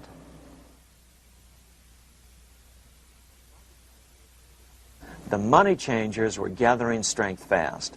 They began a periodic fleecing of the flock, as they called it, by creating economic booms followed by further depressions so they could buy up thousands of homes and farms for pennies on the dollar. In 1891, the money changers prepared to take the American economy down again, and their methods and motives were laid out with shocking clarity in a memo sent out by the American Bankers Association, the ABA, an organization in which most bankers were members. Notice that this memo called for bankers to create a depression on a certain date 3 years in the future. According to the Congressional Record, here's how it read in part. On September 1st, 1894, we will not renew our loans under any consideration. On September 1st, we will demand our money. We will foreclose and become mortgagees in possession. We can take 2/3 of the farms west of the Mississippi and thousands of them east of the Mississippi as well at our price. Then the farmers will become tenants, as in England. These depressions could be controlled because America was on the gold money standard. Since gold is scarce, it's one of the easiest commodities to manipulate. People wanted silver money legalized again so they could escape the stranglehold the money changers had on gold money. People wanted silver money reinstated, reversing Mr. Said's Act of 1873, by then called the Crime of 73. By 1896, the issue of more silver money had become the central issue in the presidential campaign. William Jennings Bryan, a senator from Nebraska, ran for president as a Democrat on the free silver issue. At the Democratic National Convention in Chicago, he made an emotional speech which won him the nomination entitled Crown of Thorns and Cross of Gold. Though Bryan was only 36 years old at the time, this speech is widely regarded as the most famous oration ever made before a political convention. In the dramatic conclusion, Bryan said, "We will answer their demand for a gold standard by saying to them, you shall not press down upon the brow of labor this crown of thorns. You shall not crucify mankind upon a cross of gold." The bankers lavishly supported the Republican candidate, William McKinley, who favored the gold standard. The resulting contest was amongst the most fiercely contested presidential races in American history. Bryan made over 600 speeches in 27 states. The McKinley campaign got manufacturers and industrialists to inform their employees that if Bryan were elected, all factories and plants would close and there would be no work. The ruse succeeded. McKinley beat Bryan by a small margin. Bryan ran for president again in 1900 and in 1908, but fell short each time. During the 1912 Democratic Convention, Bryan was a powerful figure who helped Woodrow Wilson win the nomination. When Wilson became president, he appointed Bryan as Secretary of State, but Bryan soon became disenchanted with the Wilson administration.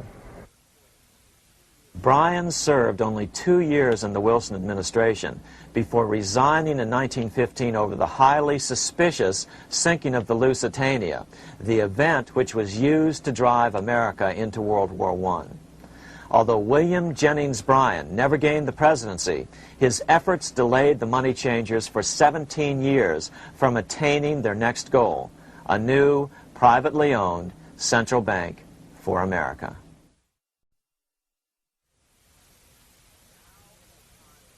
Now it was time for the money changers to get back to the business of a new private central bank for America. During the early 1900s, men like J.P. Morgan led the charge. One final panic would be necessary to focus the nation's attention on the supposed need for a central bank. The rationale was that only a central bank can prevent bank failures.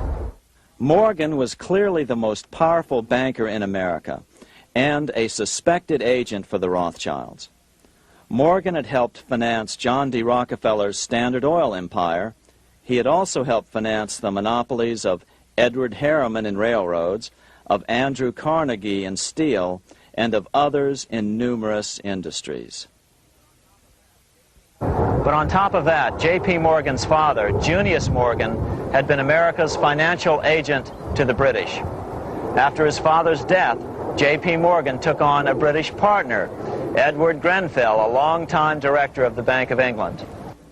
In fact, upon Morgan's death, his estate contained only a few $1 million. The bulk of the securities most people thought he owned were in fact owned by others. In 1902, President Theodore Roosevelt allegedly went after Morgan and his friends by using the Sherman Antitrust Act to try to break up their industrial monopolies. Actually, Roosevelt did very little to interfere in the growing monopolization of American industry by the bankers and their surrogates.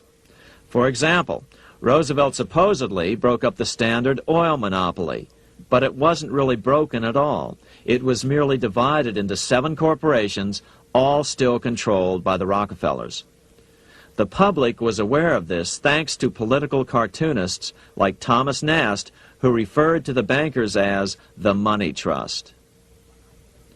By 1907, the year after Teddy Roosevelt's re-election, Morgan decided it was time to try for a central bank again. Using their combined financial muscle, Morgan and his friends were secretly able to crash the stock market.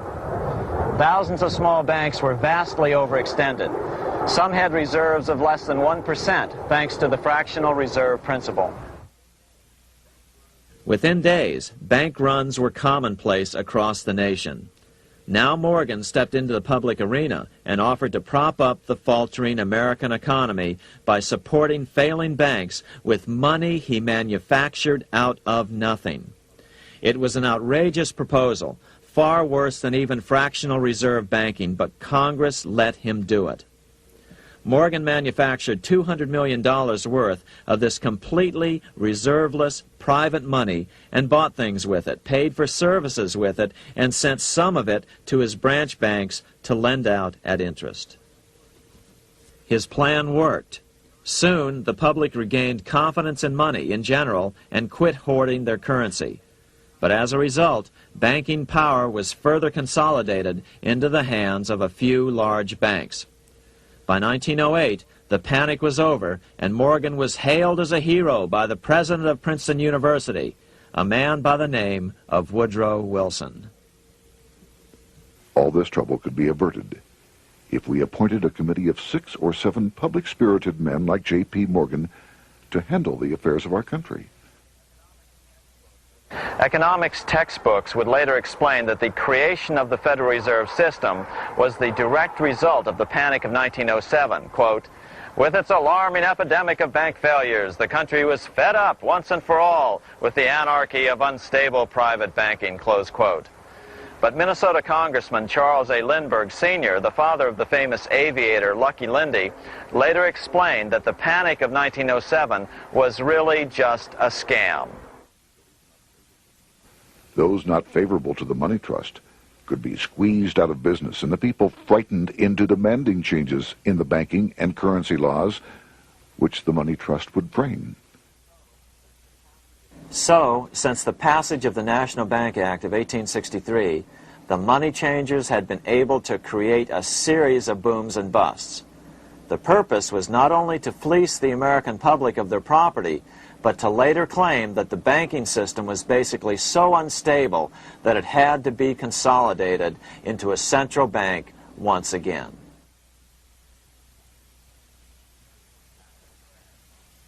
After the crash, Teddy Roosevelt, in response to the panic of 1907, signed into law a bill creating something called the National Monetary Commission. The commission was to study the banking problem and make recommendations to Congress. Of course, the commission was packed with Morgan's friends and cronies. The chairman was a man named Senator Nelson Aldrich from Rhode Island. Aldrich represented the Newport, Rhode Island homes of America's richest banking families.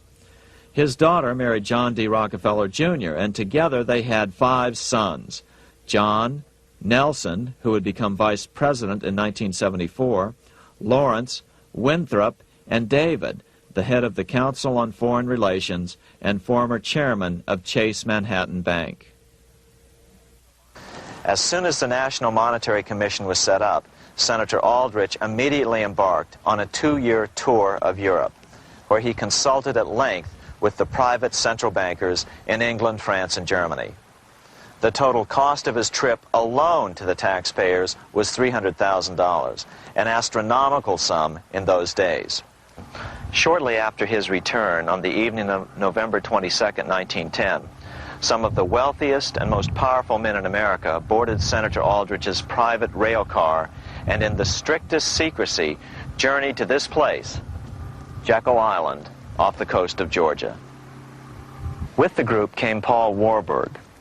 Warburg had been given a $500,000 per year salary to lobby for the passage of a privately owned central bank in America, by the investment firm Kuhn, Loeb and Company.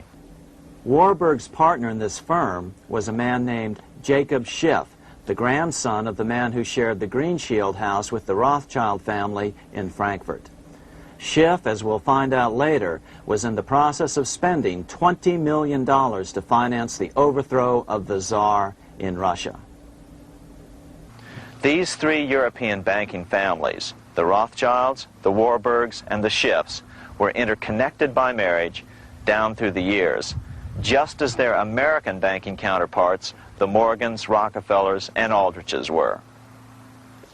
Secrecy was so tight that all 7 primary participants were cautioned to use only first names to prevent servants from learning their identities. Years later, one participant, Frank Vanderlip, president of National City Bank of New York and a representative of the Rockefeller family, confirmed the Jekyll Island trip in a February 9, 1935 edition of the Saturday Evening Post. I was as secretive, indeed as furtive as any conspirator. Discovery, we knew, simply must not happen, or else all our time and effort would be wasted. If it were to be exposed that our particular group had got together and written a banking bill, that bill would have no chance whatever of passage by Congress. The participants came here to figure out how to solve their major problem, how to bring back a privately owned central bank. But there were other problems that needed to be addressed as well. First of all, the market share of the big national banks was shrinking fast. In the first 10 years of the century, the number of U.S. banks had more than doubled to over 20,000. By 1913, only 29% of all banks were national banks, and they held only 57% of all deposits. As Senator Aldrich later admitted in a magazine article, before passage of this act, the New York bankers could only dominate the reserves of New York. Now, we are able to dominate the bank reserves of the entire country.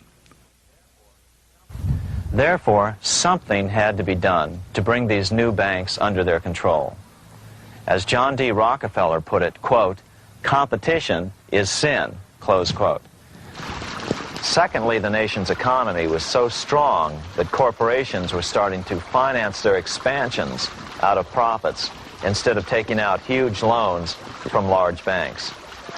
In the first 10 years of the new century, 70% of corporate funding came from profits. In other words, American industry was becoming independent of the money changers, and that trend had to be stopped. All the participants knew that these problems could be hammered out into a workable solution, but perhaps their biggest problem was a public relations problem, the name of the new bank. That discussion took place right here in this room, one of the many conference rooms in this sprawling hotel, today known as the Jekyll Island Club Hotel. Aldrich believed that the word bank should not even appear in the name. Warburg wanted to call the legislation the National Reserve Bill or the Federal Reserve Bill. The idea here was to give the impression that the purpose of the new central bank was to stop bank runs, but also to conceal its monopoly character. However, it was Aldrich, the egotistical politician, who insisted it be called the Aldrich Bill. After 9 days at Jekyll Island, the group dispersed. The new central bank would be very similar to the old Bank of the United States. It would be given a monopoly over U.S. currency and create that money out of nothing. How does the Fed create money out of nothing? It's a four-step process. But first, a word on bonds. Bonds are simply promises to pay, or government IOUs. People buy bonds to get a secure rate of interest. At the end of the term of the bond, the government repays the bond plus interest, and the bond is destroyed. There are about $3.6 trillion worth of these loans or bonds at present. Now here's the Fed money-making process. Step 1. The Federal Open Market Committee approves the purchase of U.S. bonds on the open market. Step 2. The bonds are purchased by the Fed from whoever is offering them for sale on the open market. Step 3, the Fed pays for the bonds with electronic credits to the seller's bank, which in turn credits the seller's bank account. The trick is that these credits are based on nothing. The Fed just creates them. Step 4, the banks use these deposits as reserves. They can loan out over 10 times the amount of their reserves to new borrowers, all at interest.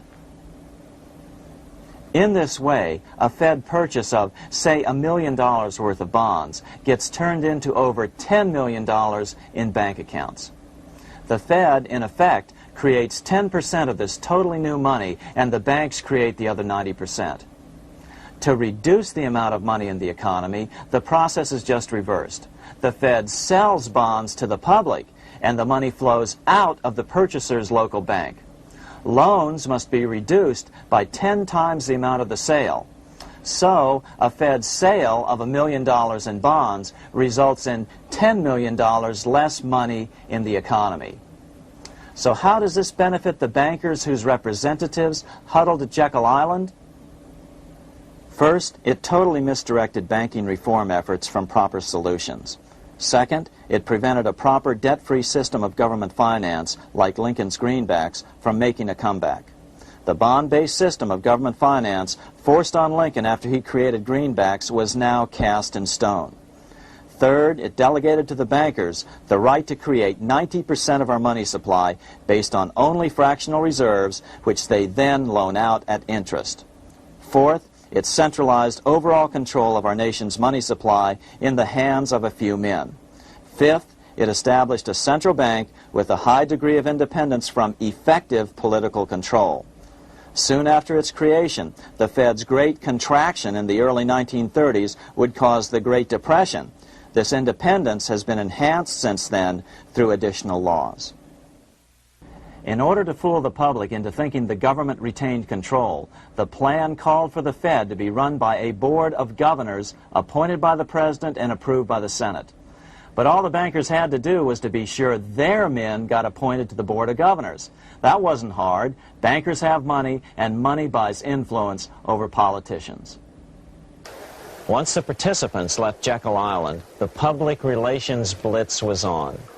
The big New York banks put together an educational fund of $5 million to finance professors at respected universities to endorse the new bank. Woodrow Wilson at Princeton was one of the first to jump on the bandwagon. But the bankers' subterfuge didn't work. The Aldrich Bill was quickly identified as the bankers' bill, a bill to benefit only what became known as the money trust. As Congressman Lindbergh put it during the congressional debate, the Aldrich Plan is the Wall Street Plan. It means another panic, if necessary, to intimidate the people. Aldrich, paid by the government to represent the people, proposes a plan for the trusts instead. seeing they didn't have the votes to win in Congress, the Republican leadership never brought the Aldrich bill to a vote. The bankers quietly decided to move to track 2, the Democratic alternative. They began financing Woodrow Wilson as the Democratic nominee. As respected historian James Perloff put it, Wall Street financier Bernard Baruch was put in charge of Wilson's education. Baruch brought Wilson to the Democratic Party headquarters in New York in 1912, leading him like one would a poodle on a string. Wilson received an indoctrination course from the leaders convened there. So now the stage was set. The money changers were poised to install their privately owned central bank once again. The damage President Andrew Jackson had done 76 years earlier had been only partly repaired with the passage of the National Bank Act during the Civil War. Since then, the battle had raged on across the decades. The Jacksonians became the greenbackers, who became the hardcore supporters of William Jennings Bryan.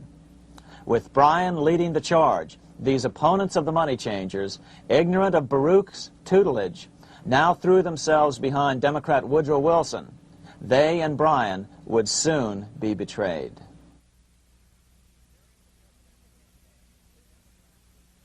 During the presidential campaign, the Democrats were careful to pretend to oppose the Aldrich bill. As Representative Louis McFadden, himself a Democrat, as well as chairman of the House Banking and Currency Committee, explained it 20 years after the fact. The Aldrich bill was condemned in the platform. When Woodrow Wilson was nominated, the men who ruled the Democratic Party promised the people that if they were returned to power, there would be no central bank established here while they held the reins of government.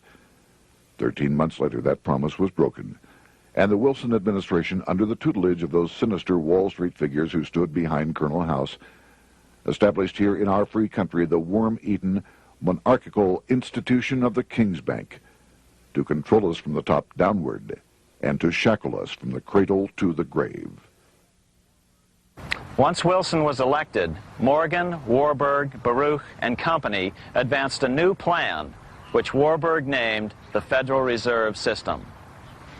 The Democratic leadership hailed the new bill, called the Glass-Owen bill, as something radically different from the Aldrich bill.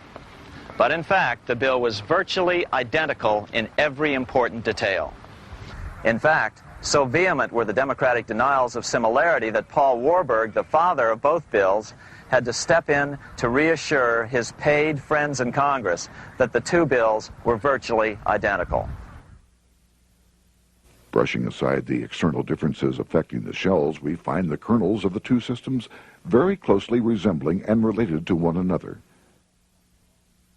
But that admission was for private consumption only. Publicly, the money trust trotted out Senator Aldrich and Frank Vanderlip, the president of Rockefeller's National City Bank of New York and one of the Jekyll Island Seven, to oppose the new Federal Reserve System. Years later, however, Vanderlip admitted in the Saturday Evening Post that the two measures were virtually identical. Although the Aldrich Federal Reserve Plan was defeated when it bore the name Aldrich, nevertheless, its essential points were all contained in the plan that finally was adopted. As Congress neared a vote, they called Ohio attorney Alfred Crozier to testify. Crozier noted the similarities between the Aldrich bill and the Glass-Owen bill. The bill grants just what Wall Street and the big banks for 25 years have been striving for: private instead of public control of currency. It, the Glass-Owen bill, does this as completely as the Aldrich bill. Both measures rob the government and the people of all effective control over the public's money, and vest in the banks exclusively the dangerous power to make money among the people scarce or plenty. During the debate on the measure, senators complained that the big banks were using their financial muscle to influence the outcome. "There are bankers in this country who are enemies of the public welfare," said one senator. What an understatement. Despite the charges of deceit and corruption, the bill was finally snuck through the Senate on December 22, 1913, after most senators had left town for the holidays, after having been assured by the leadership that nothing would be done until long after the Christmas recess. On the day the bill was passed, Congressman Lindbergh prophetically warned his countrymen that this act establishes the most gigantic trust on earth. When the president signs this bill, the invisible government by the monetary power will be legalized. The people may not know it immediately, but the day of reckoning is only a few years removed. The worst legislative crime of the ages is perpetrated by this banking bill. On top of all this, only weeks earlier, Congress had finally passed a bill legalizing income tax. Why was the income tax law important? Because bankers finally had in place a system which would run up a virtually unlimited federal debt. How would the interest on this debt be repaid? Never mind the principal. Remember, a privately owned central bank creates the principal out of nothing. The federal government was small then. Up to then, it had subsisted merely on tariffs and excise taxes. No, just as with the Bank of England, the interest payments had to be guaranteed by direct taxation of the people. the money changers knew that if they had to rely on contributions from the states, eventually the individual state legislatures would revolt and either refuse to pay the interest on their own money or at least bring political pressure to bear to keep the debt small. It is interesting to note that in 1895, the Supreme Court had found a similar income tax law to be unconstitutional. The Supreme Court even found a corporate income tax law unconstitutional in 1909.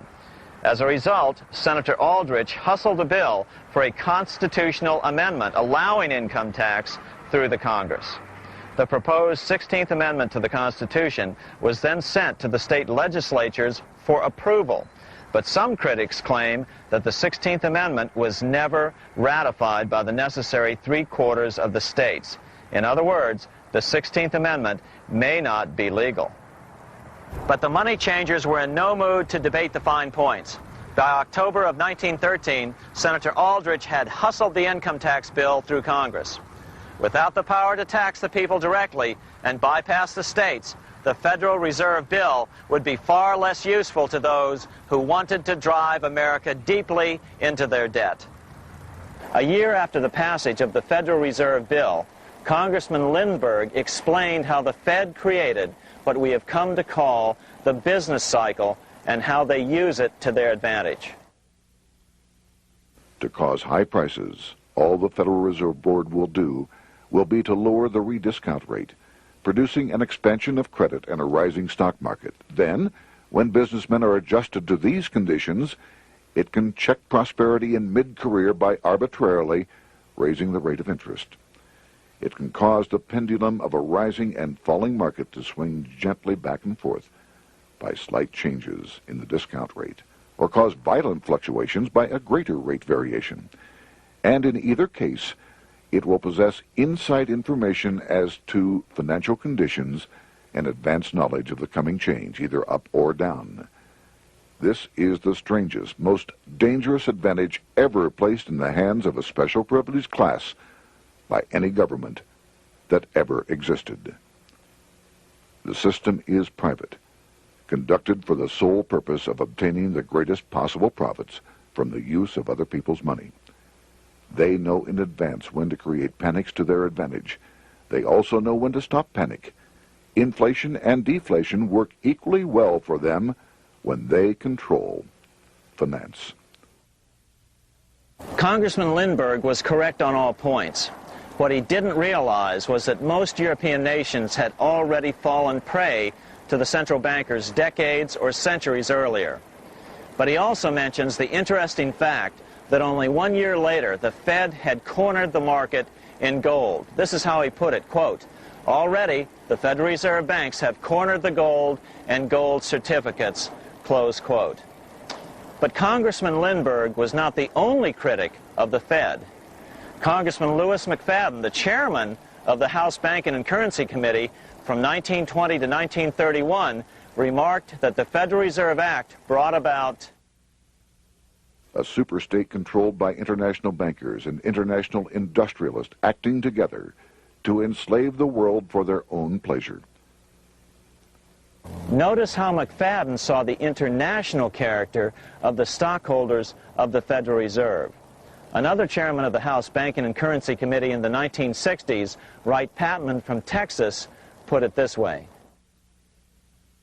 In the United States today, we have in effect two governments. We have the duly constituted government, then we have an independent, uncontrolled, and uncoordinated government in the Federal Reserve System, operating the money powers which are reserved to Congress by the Constitution. Even the inventor of the electric light, Thomas Edison, joined the fray in criticizing the system of the Federal Reserve.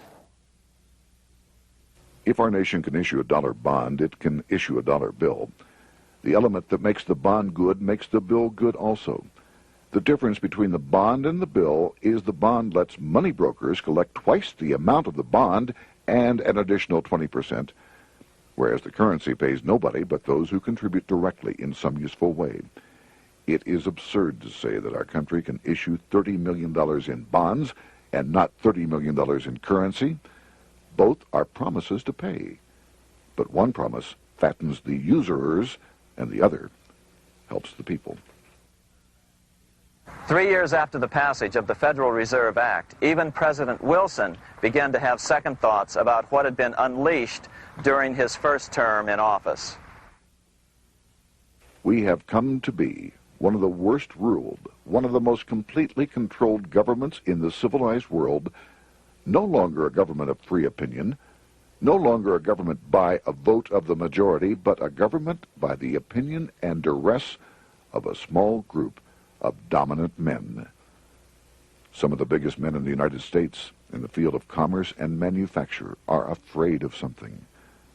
They know that there is a power somewhere so organized, so subtle, so watchful, so interlocked, so complete, so pervasive, that they had better not speak above their breath when they speak in condemnation of it.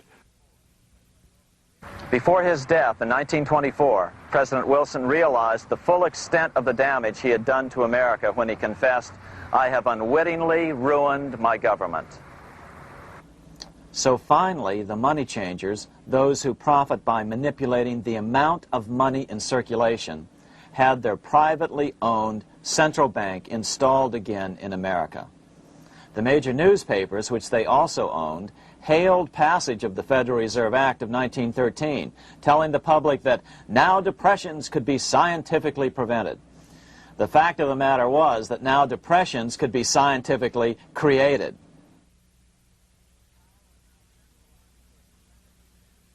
Power was now centralized to a tremendous extent. Now it was time for a war, a really big war. In fact, the First World War. Of course, to the central bankers, the political issues of war don't matter nearly as much as the profit potential, and nothing creates debts like warfare. England was the best example at that time. During the 119-year period between the founding of the Bank of England and Napoleon's defeat at Waterloo, England had been at war for 56 years, and much of the remaining time she'd been preparing for war. In World War I, the German Rothschilds loaned money to the Germans, the British Rothschilds loaned money to the British, and the French Rothschilds loaned money to the French. In America, J.P. Morgan was the sales agent for war materials to both the British and the French. In fact, 6 months into the war, Morgan became the largest consumer on earth, spending $10 million a day. His offices here at 23 Wall Street were mobbed by brokers and salesmen trying to cut a deal. In fact, it got so bad that the bank had to post guards at every door and at the partners' homes as well.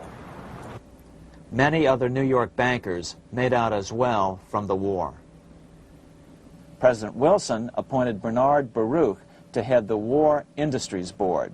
According to historian James Perloff, both Baruch and the Rockefellers profited by some $200 million during the war. But profits were not the only motive. There was also revenge. The money changers never forgave the czars for their support of Lincoln during the Civil War. Also, Russia was the last major European nation to refuse to give in to the privately owned central bank scheme. 3 years after World War I broke out, the Russian Revolution toppled the Tsar and installed the scourge of communism. Jacob Schiff of Kuhn Loeb and Company bragged from his deathbed that he had spent $20 million towards the defeat of the Tsar. Money was funneled from England to support the revolution as well.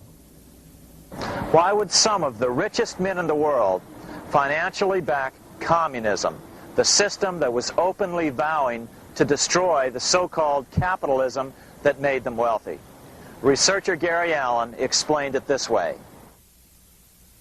If one understands that socialism is not a share the wealth program, but is in reality a method to consolidate and control the wealth, then the seeming paradox of super-rich men promoting socialism becomes no paradox at all. Instead, it becomes logical, even the perfect tool of power-seeking megalomaniacs. Communism, or more accurately socialism, is not a movement of the downtrodden masses, but of the economic elite. As W. Cleon Skousen put it, In his 1970 book, The Naked Capitalist, power from any source tends to create an appetite for additional power. It was almost inevitable that the super-rich would one day aspire to control not only their own wealth, but the wealth of the whole world. To achieve this, they were perfectly willing to feed the ambitions of the power-hungry political conspirators who were committed to the overthrow of all existing governments and the establishments of a central worldwide dictatorship. but what if these revolutionaries get out of control and try to seize power from the super-rich? After all, it was Mao Zedong who in 1938 stated his position concerning power. Political power grows out of the barrel of a gun. The Wall Street, London axis elected to take the risk. The master planners attempted to control revolutionary communist groups by feeding them vast quantities of money when they obeyed and contracting their money supply or even financing their opposition if they got out of control. Lenin began to understand that although he was the absolute dictator of the new Soviet Union, he was not pulling the financial strings. Someone else was silently in control. The state does not function as we desired. The car does not obey. A man is at the wheel and seems to lead it, but the car does not drive in the desired direction. It moves as another force wishes.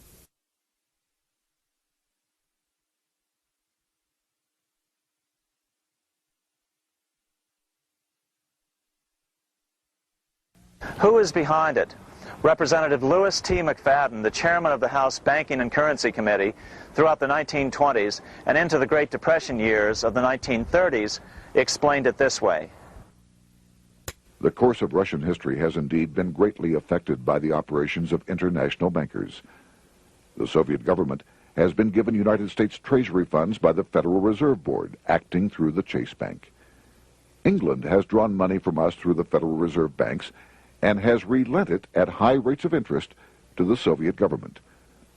The Dnipro Dam was built with funds unlawfully taken from the United States Treasury by the corrupt and dishonest Federal Reserve Board and the Federal Reserve banks.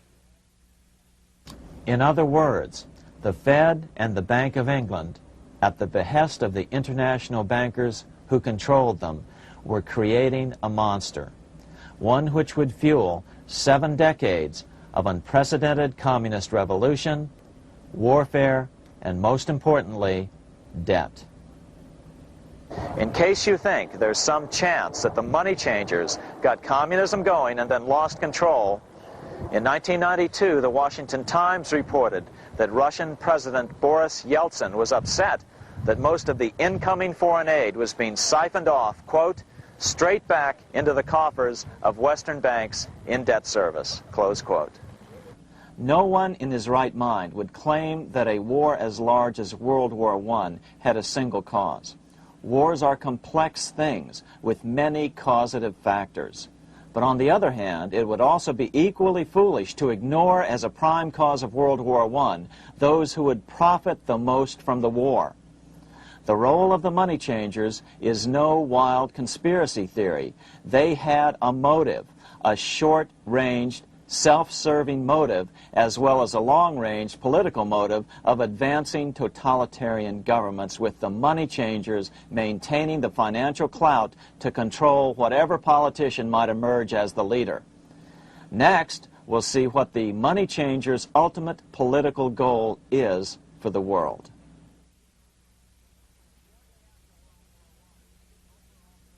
Shortly after World War I, the overall political agenda of the money changers began to be clear. Now that they controlled national economies individually, the next step was the ultimate form of consolidation, world government. The new world government proposal was given top priority at the Paris Peace Conference after World War I. It was called the League of Nations. But much to the surprise of Paul Warburg and Bernard Baruch, who attended the peace conference with President Wilson, the world was not yet ready to dissolve national boundaries. Nationalism still beats strong in the human breast. For example, Lord Curzon, the British Foreign Secretary, called the League of Nations a good joke, even though it was the stated policy of the British government to support it. To the humiliation of President Wilson, the U.S. Congress wouldn't ratify the League either, despite the fact that it had been ratified by many other nations. Without money flowing from the U.S. Treasury, the League died. After World War I, the American public had grown tired of the internationalist policies of Democrat Woodrow Wilson. In the presidential election of 1920, Republican Warren Harding won a landslide victory with over 60% of the vote. Harding was an ardent foe of both Bolshevism and the League of Nations.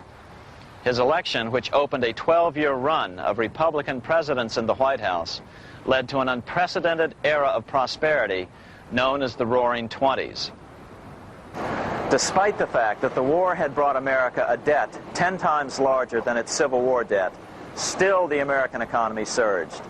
Gold had poured into the country during the war, and it continued to do so afterwards. In the early 1920s, the governor of this bank, the Federal Reserve Bank of New York, a man named Benjamin Strong, met frequently with the secretive and eccentric governor of the Bank of England, Montague Norman.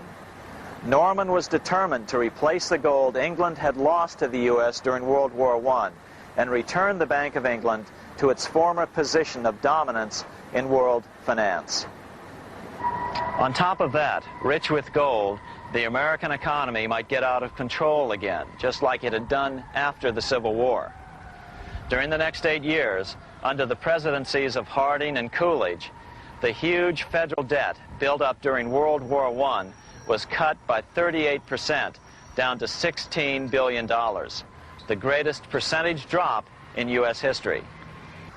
During the election of 1920, Warren Harding and Calvin Coolidge ran against James Cox, the governor of Ohio, and the little-known Franklin D. Roosevelt, who had previously risen to no higher post than President Wilson's Assistant Secretary of the Navy. After his inauguration, Harding moved quickly to formally kill the League of Nations. Then he quickly moved to reduce domestic taxes while raising tariffs to record heights. Now, this was a revenue policy of which most of the Founding Fathers would certainly have approved. His second year in office, Harding took ill on a train trip in the West and suddenly died. Although no autopsy was performed, the cause was said to be either pneumonia or food poisoning. When Coolidge took over, he continued Harding's domestic economic policy of high tariffs on imports while cutting income taxes.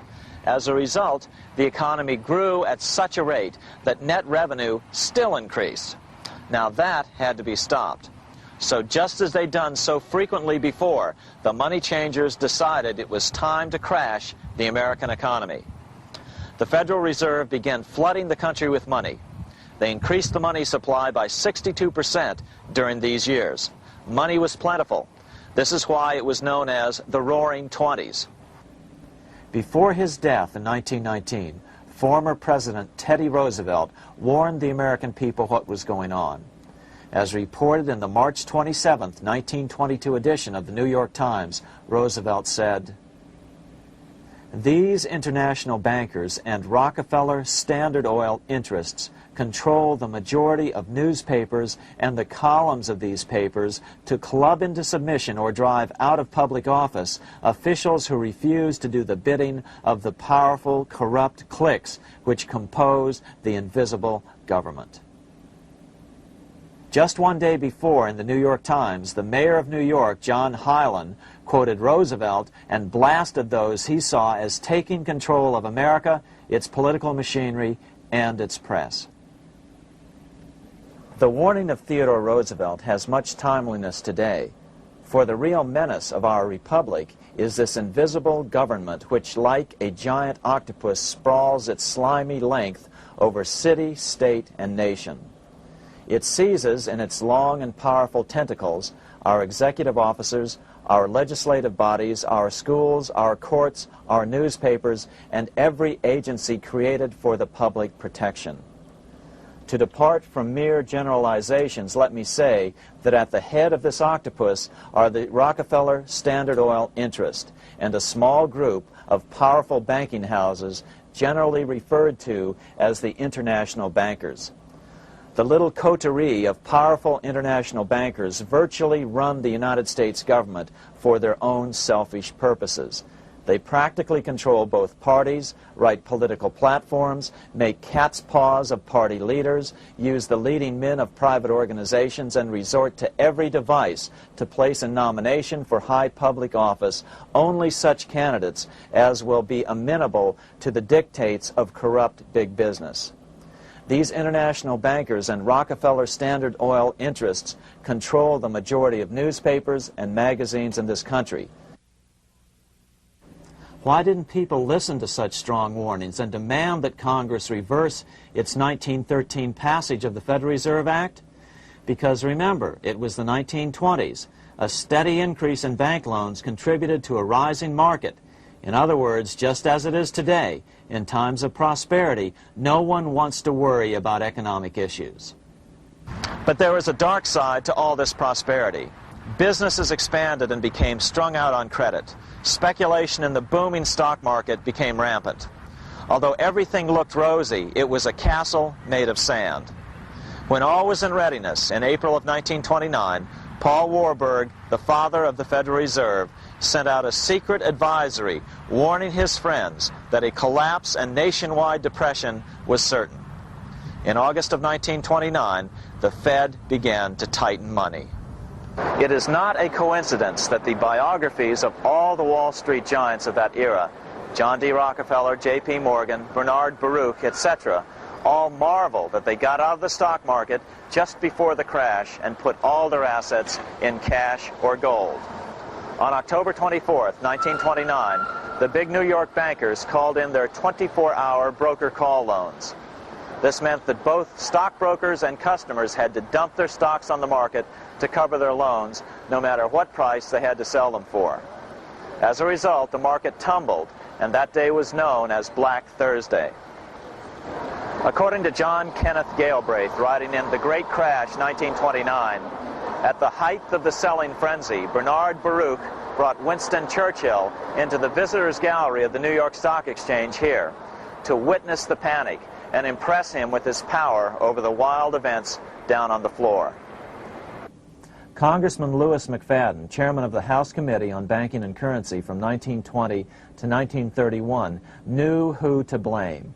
He accused the Fed and the international bankers of orchestrating the crash. It was not accidental. It was a carefully contrived occurrence. The international bankers sought to bring about a condition of despair here so that they might emerge as rulers of us all. But McFadden went even farther. He openly accused them of causing the crash in order to steal America's gold. In February 1931, in the midst of the Depression, he put it this way. I think it can hardly be disputed that the statesmen and financiers of Europe are ready to take almost any means to reacquire rapidly the gold stock which Europe lost to America as the result of World War I. Curtis Dahl, a broker for Lehman Brothers, was on the floor of the New York Stock Exchange the day of the crash. In his 1970 book, FDR, My Exploited Father-in-Law, he explained that the crash was triggered by the planned sudden shortage of call money in the New York money market. Actually, it was the calculated shearing of the public by the world money powers triggered by the planned sudden shortage of call money in the New York money market. Within a few weeks, $3 billion of wealth simply seemed to vanish. Within a year, $40 billion had been lost. But did it really disappear? Or was it simply consolidated in fewer hands? And what did the Federal Reserve do? Instead of moving to help the economy out by quickly lowering interest rates to stimulate the economy, the Fed continued to brutally contract the money supply further, deepening the Depression. Between 1929 and 1933, the Fed reduced the money supply by an additional 33%. Although most Americans have never heard that the Fed was the cause of the Depression, this is well known among top economists. Milton Friedman, the Nobel Prize-winning economist now of Stanford University, said the same thing in a National Public Radio interview in January of 1996. The Federal Reserve definitely caused the Great Depression by contracting the amount of currency in circulation by 1/3 from 1929 to 1933. But the money lost by most Americans during the Depression didn't just vanish. It was just redistributed into the hands of those who had gotten out just before the crash and had purchased gold, which is always a safe place to put your money just before a depression. But America's money also went overseas.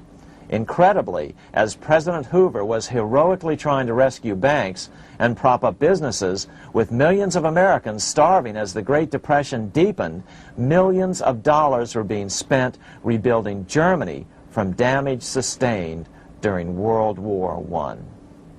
8 years before Hitler would invade Poland, Representative Louis McFadden, chairman of the House Banking and Currency Committee, warned Congress that Americans were paying for Hitler's rise to power. After World War I, Germany fell into the hands of the German international bankers. Those bankers bought her, and they now own her lock, stock, and barrel. They have purchased her industries, they have mortgages on her soil, they control her production, they control all her public utilities. The international German bankers have subsidized the present government of Germany, and they have also supplied every dollar of the money Adolf Hitler has used in his lavish campaign to build up a threat to the government of Brüning. When Brüning fails to obey the orders of the German international bankers, Hitler is brought forth to scare the Germans into submission. Through the Federal Reserve Board, over $30 billion of American money has been pumped into Germany.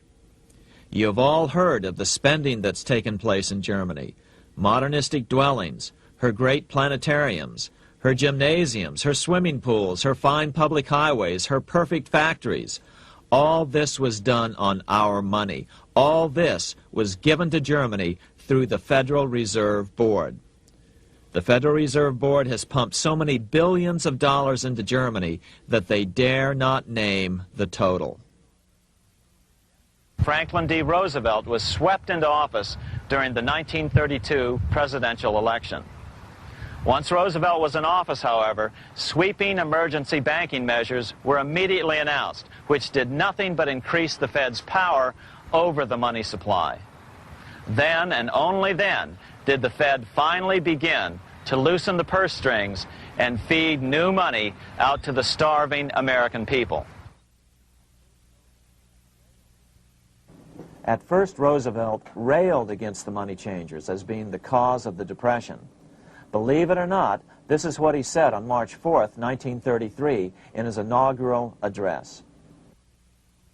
Practices of the unscrupulous money changers stand indicted in the court of public opinion, rejected by the hearts and minds of men.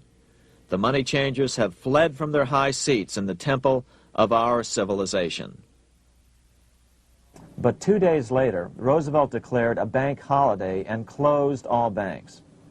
Later that year, Roosevelt outlawed private ownership of all gold bullion and all gold coins with the exception of rare coins. Most of the gold in the hands of the average American was in the form of gold coins. The new decree was, in effect, a confiscation. Those who didn't comply risk as much as 10 years in prison and a $10,000 fine, the equivalent of $100,000 today. Out in small-town America, some people didn't trust Roosevelt's order. Many were torn between keeping their hard-earned wealth or obeying the government. Those who did turn in their gold were paid the official price for it, $20.66 per ounce. So unpopular was the confiscation order that no one anywhere in government would take credit for authoring it. No congressman claimed it. At the signing ceremony, President Roosevelt made it clear to all present that he was not the author of it and publicly stated that he had not ever read it. Even as Secretary of the Treasury said he'd never read it either, saying it was, quote, what the experts wanted. Roosevelt convinced the public to give up their gold by saying that pooling the nation's resources was necessary to get America out of the Depression. With great fanfare, he ordered a new bullion depository built to hold the mountain of gold the U.S. government was illegally confiscating. By 1936, the U.S. bullion depository at Fort Knox was completed, and in January 1937, the gold began to flow into it. The rip-off of the ages was about to proceed. In 1935, once the gold had all been turned in, the official price of gold was suddenly raised to $35 per ounce. But the catch was, only foreigners could sell their gold at the new higher price. The money changers who had heeded Warburg's note and gotten out of the stock market just before the crash and bought gold at $20.66 per ounce, then shipped it to London, could now bring it back and sell it back to the government, nearly doubling their money while the average American starved. The Fort Knox Bullion Depository sits here in the middle of the Fort Knox Military Reservation, 30 miles southwest of Louisville, Kentucky. This was as close as we were permitted to get to the depository despite years of letters from members of Congress to allow our film crew inside. The 4-acre grounds immediately surrounding the building are guarded by an electrified steel fence, an open moat, and 4 machine-gun-armed guard pillboxes at the structure's corners. When the gold began arriving on January 13, 1937, there was unprecedented security. Thousands of official guests watched the arrival of a 9-car train from Philadelphia, guarded by armed soldiers, postal inspectors, Secret Servicemen, and guards from the U.S. Mint. It was all great theater. America's gold supply from across the land had been pooled, supposedly for the public benefit, and then safely tucked into Fort Knox. But all that security would soon be breached by the government itself. Now the stage was set for a really big war, one which would pile up debt far beyond that of World War I. For example, in 1944 alone, the U.S. national income was only $183 billion, yet $103 billion was spent on the war. This was 30 times the spending rate during World War I. In fact, the American taxpayer picked up 55% of the total Allied cost of the war. But equally important, virtually every nation involved in World War II greatly multiplied their debt. In the U.S., for example, federal debt went from $43 billion in 1940 up to $257 billion in 1950, an increase of 598%. Between 1940 and 1950, Japanese debt swelled 1,348%. French debt grew 583%, and Canadian debt soared 417%. After the war, the world was now divided into 2 economic camps: communist command economies on the one hand versus monopoly capitalists on the other, set to fight it out in one perpetual and highly profitable arms race. It was finally time for the central bankers to embark in earnest on their 3-step plan to centralize the economic systems of the entire world and finally bring about their global government or New World Order. The phases of this plan were: Step 1, central bank domination of national economies worldwide. Step 2, centralize regional economies through organizations such as the European Monetary Union and regional trade unions such as NAFTA. Step 3, centralize the world economy through a world central bank, a world money, and ending national independence through abolition of all tariffs by treaties like GATT. Step 1 was completed long ago. Steps 2 and 3 are far advanced, nearing completion. What about gold? Among central banks, the largest holder of gold is now the IMF. It and central banks now control 2/3 of the world's gold supply, giving them the ability to manipulate the gold market. Remember the money changer's golden rule: he who has the gold makes the rules. But before we get into solutions to our problem, let's take a look at what happened to all that gold in Fort Knox.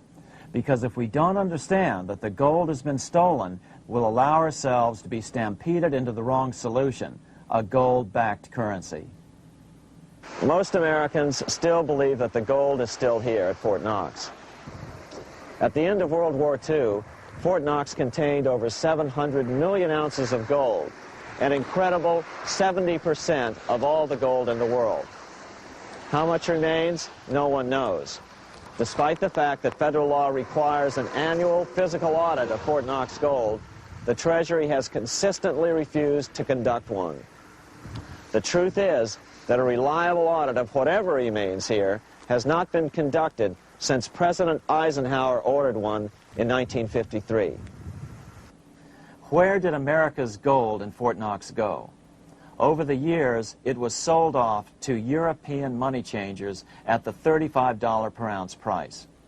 Remember, this was during a time when it was illegal for Americans to buy any of their own gold from Fort Knox.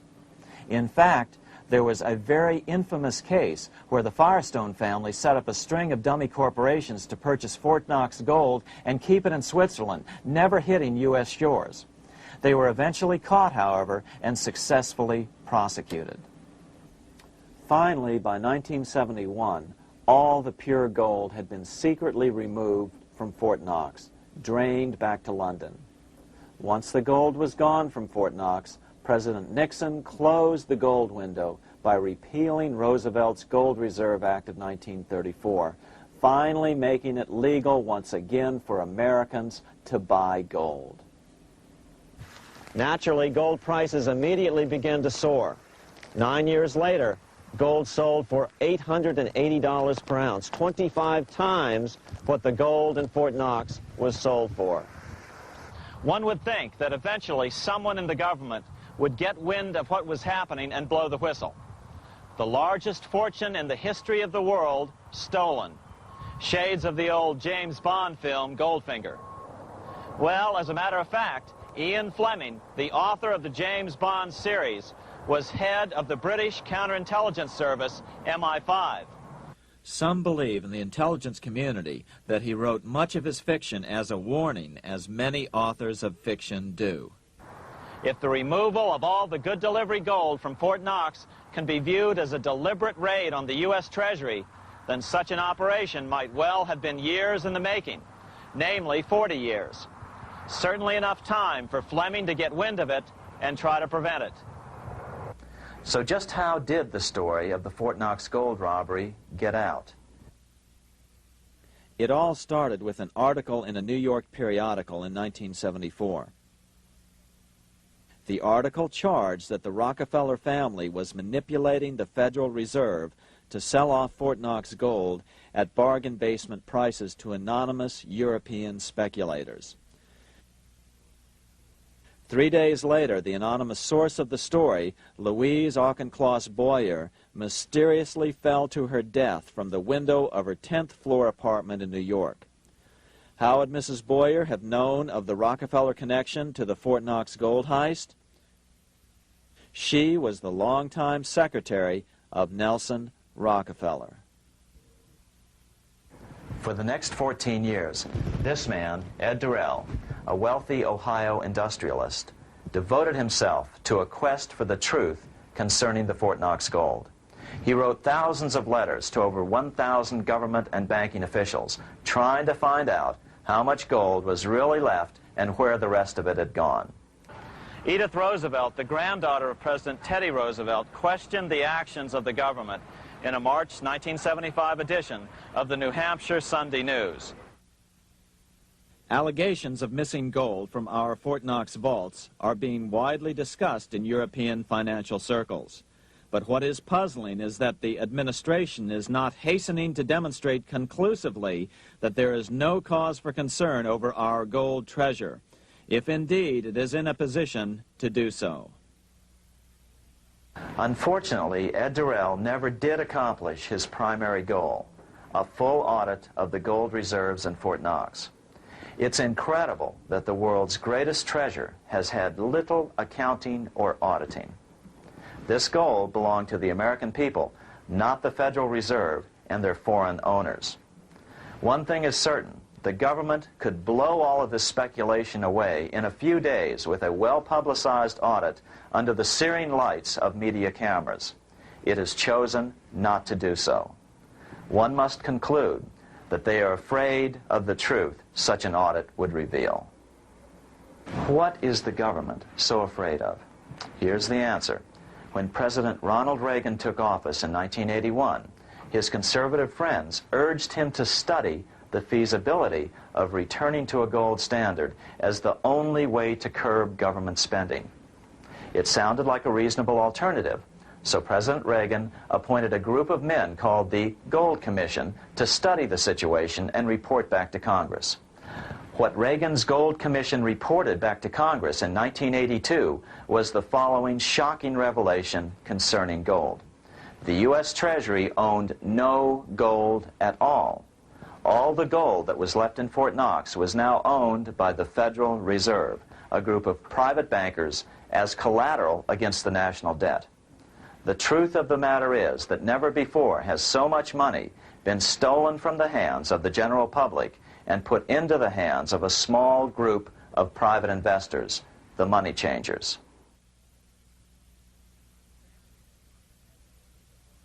I'm standing in front of the headquarters of the International Monetary Fund located in Washington, D.C.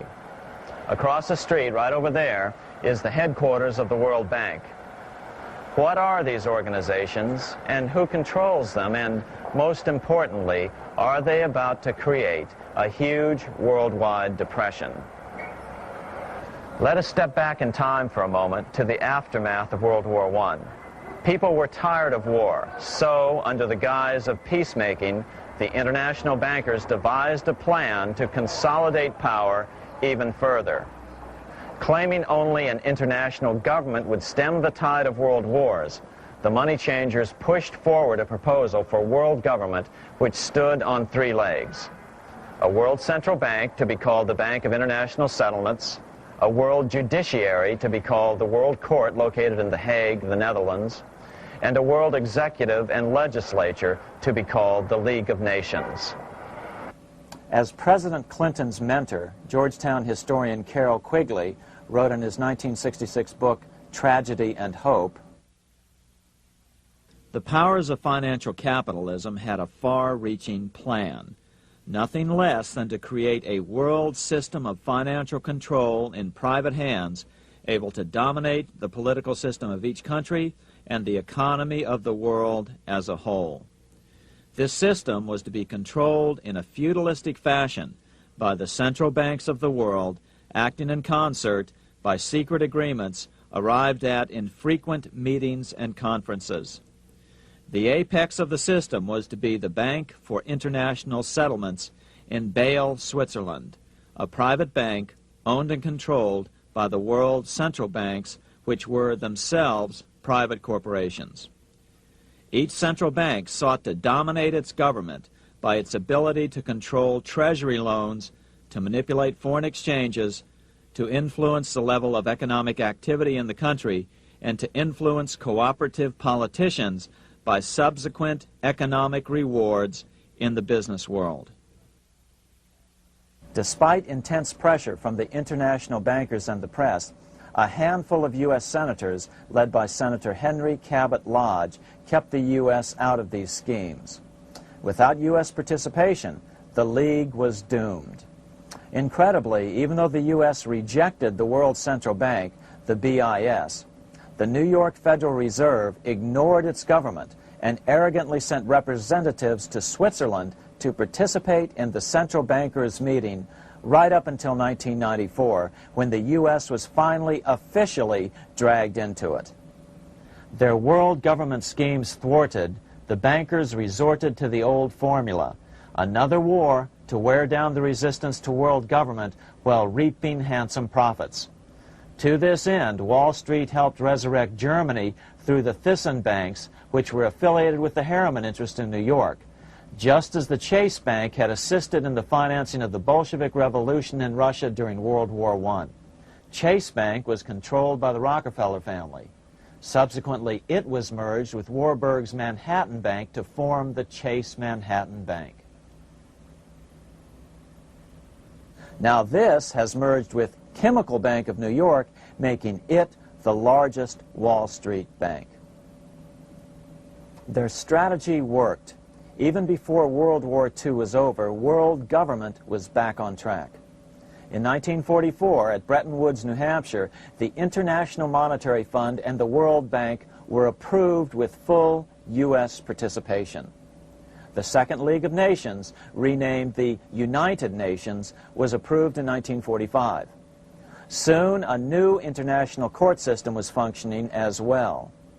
All effective opposition to these international bodies before the war had evaporated in the heat of war, just as planned. These new organizations simply repeated on a world scale what the National Banking Act of 1864 and the Federal Reserve Act of 1913 had established in the U.S. They created a banking cartel composed of the world's central banks, which gradually assumed the power to dictate credit policies to the banks of all the nations. For example, just as the Federal Reserve Act authorized the creation of a new national fiat currency called Federal Reserve Notes, the IMF has been given the authority to issue a world fiat money called Special Drawing Rights, or SDRs. To date, the IMF has created in excess of $30 billion worth of SDRs. Member nations are being pressured to make their currencies fully exchangeable for SDRs. In 1968, Congress approved laws authorizing the Fed to accept SDRs as reserves in the U.S. and to issue Federal Reserve notes in exchange for SDRs. What does that mean? It means that in the U.S., SDRs are already a part of our lawful money. And what about gold? SDRs are already partially backed by gold. And with 2/3 of world gold now in the hands of central banks, the money changers can go about structuring the world's economic future in whichever way they deem most profitable. Keep in mind, just as the Fed is controlled by its Board of Governors, the IMF is controlled by its Board of Governors, which are either the heads of the different central banks or the heads of the various national treasury departments dominated by their central banks. Voting power in the IMF gives the U.S. and the UK, that is to say the Fed and the Bank of England, effective control. Just as the Fed controls the amount of money in the U.S., the BIS, IMF, and World Bank control the money supply for the world. So we see the repetition of the old Goldsmiths fraud replicated on the national scale with central banks like the Fed and on the international scale by the three arms of the world central bank.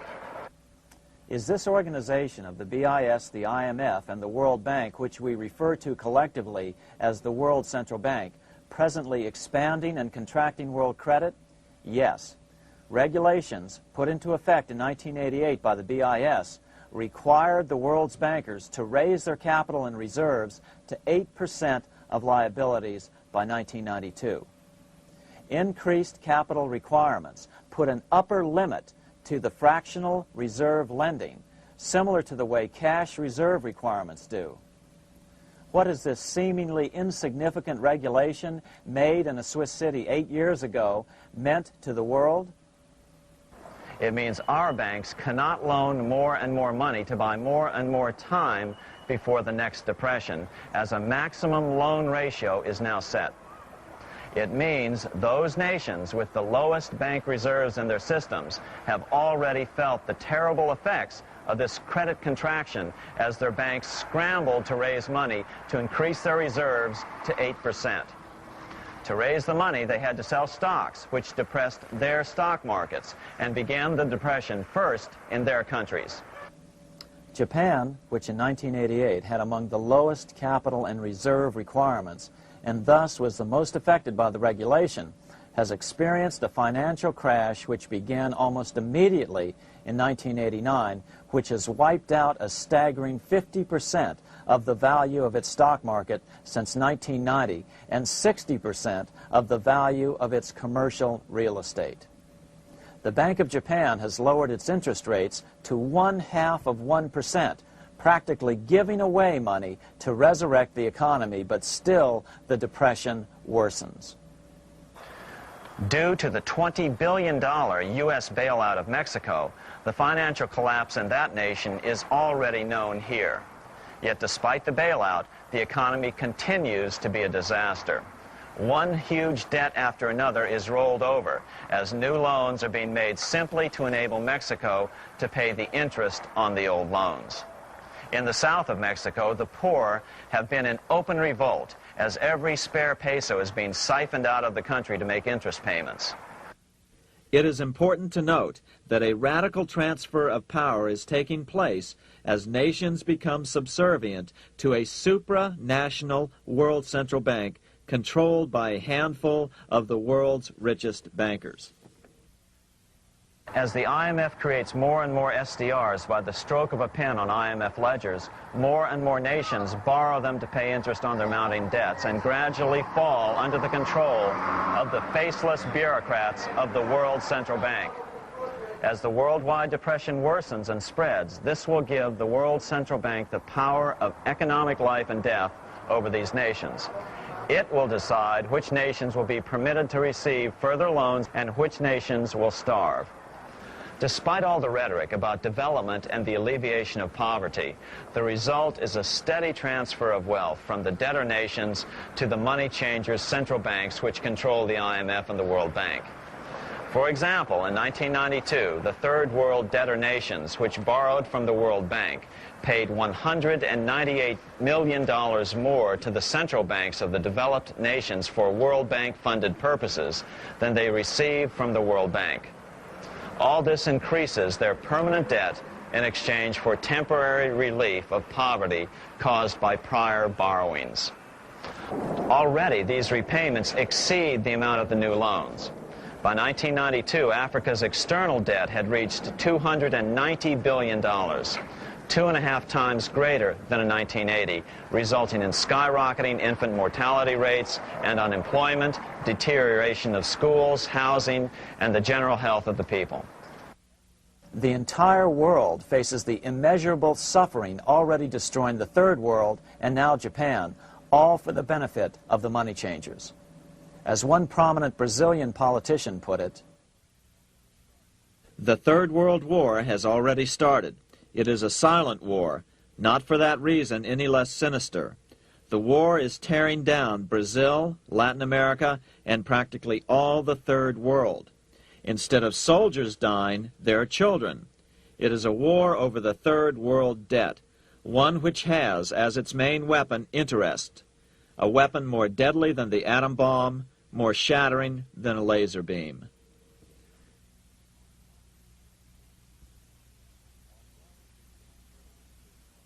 Although it would be absurd to ignore the pivotal role played by influential families such as the Rothschilds, the Warburgs, the Schiffs, the Morgans, and the Rockefellers in any review of the history of central banking and fractional banking, keep in mind, by now, central banks and the large commercial banks are up to 3 centuries old and deeply entrenched in the economic life of many nations. These banks are no longer dependent on clever individuals such as a Nathan Rothschild. Years ago, the question of ownership was important, but no longer. For example, both the Bank of England and the Bank of France were nationalized after World War II, and nothing changed, nothing at all. They endure and continue to grow, now protected by numerous laws, paid politicians, and mortgaged media, untouched by the changing of generations. 3 centuries have given them an aura of respectability.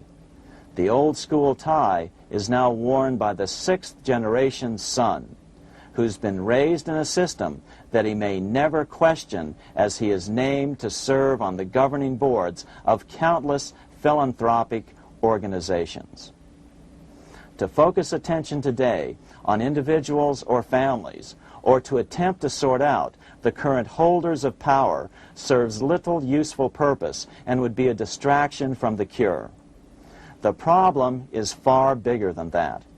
It is the corrupt banking system that was and is being used to consolidate vast wealth into fewer and fewer hands that is our current economic problem. Change the names of the main players now, and the problem will neither go away nor even miss a beat. Likewise, among the hordes of bureaucrats working in the World Bank, central banks, and international banks, only a tiny fraction have any idea of what's really going on. No doubt they'd be horrified to learn that their work is contributing to the terrible impoverishment and gradual enslavement of mankind to a few incredibly rich plutocrats. So really, there's no use in emphasizing the role of individuals anymore. And the problem even transcends the normal spectrum of political right and left. Both communism and socialism, as well as monopoly capitalism, have been used by the money changers. Today, they profit from either side of the new political spectrum. The big government, welfare state on the so-called left wing versus the neoconservative, laissez-faire capitalists who want big government totally out of their lives on the right wing. Either way, the bankers win. Monetary reform is the most important political issue facing this nation. That clarified, let's proceed to the conclusions in the spirit Lincoln declared, with malice towards none, with charity towards all. At the start of this video, we ask a number of troubling questions. Let's be sure we've answered them. What's going on in America today? Why are we over our heads in debt? Why can't the politicians bring debt under control? Why are we over our heads in debt? Because we're laboring under a debt money system that is designed and controlled by private bankers. Now, some will argue that the Federal Reserve System is a quasi-governmental agency. But the President appoints only 2 of the 7 members of the Federal Reserve Board of Governors every 4 years. And he appoints them to 14-year terms, far longer than his own. The Senate does confirm those appointments, but the whole truth is that the President wouldn't dare appoint anyone to that board of whom Wall Street does not approve.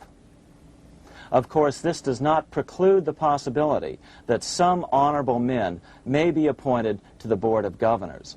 But the fact is that the Fed is specifically designed to operate independently of our government, as are nearly all other central banks. Some argue that the Fed promotes monetary stability. We saw the current head of the Bank of England, Eddie George, claim that this was the most important role of a central bank.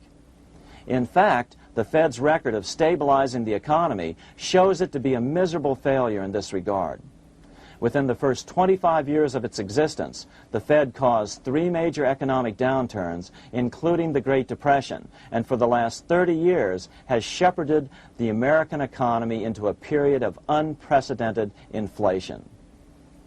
Again, this is not some wild conspiracy theory. It's a well-known fact among top economists.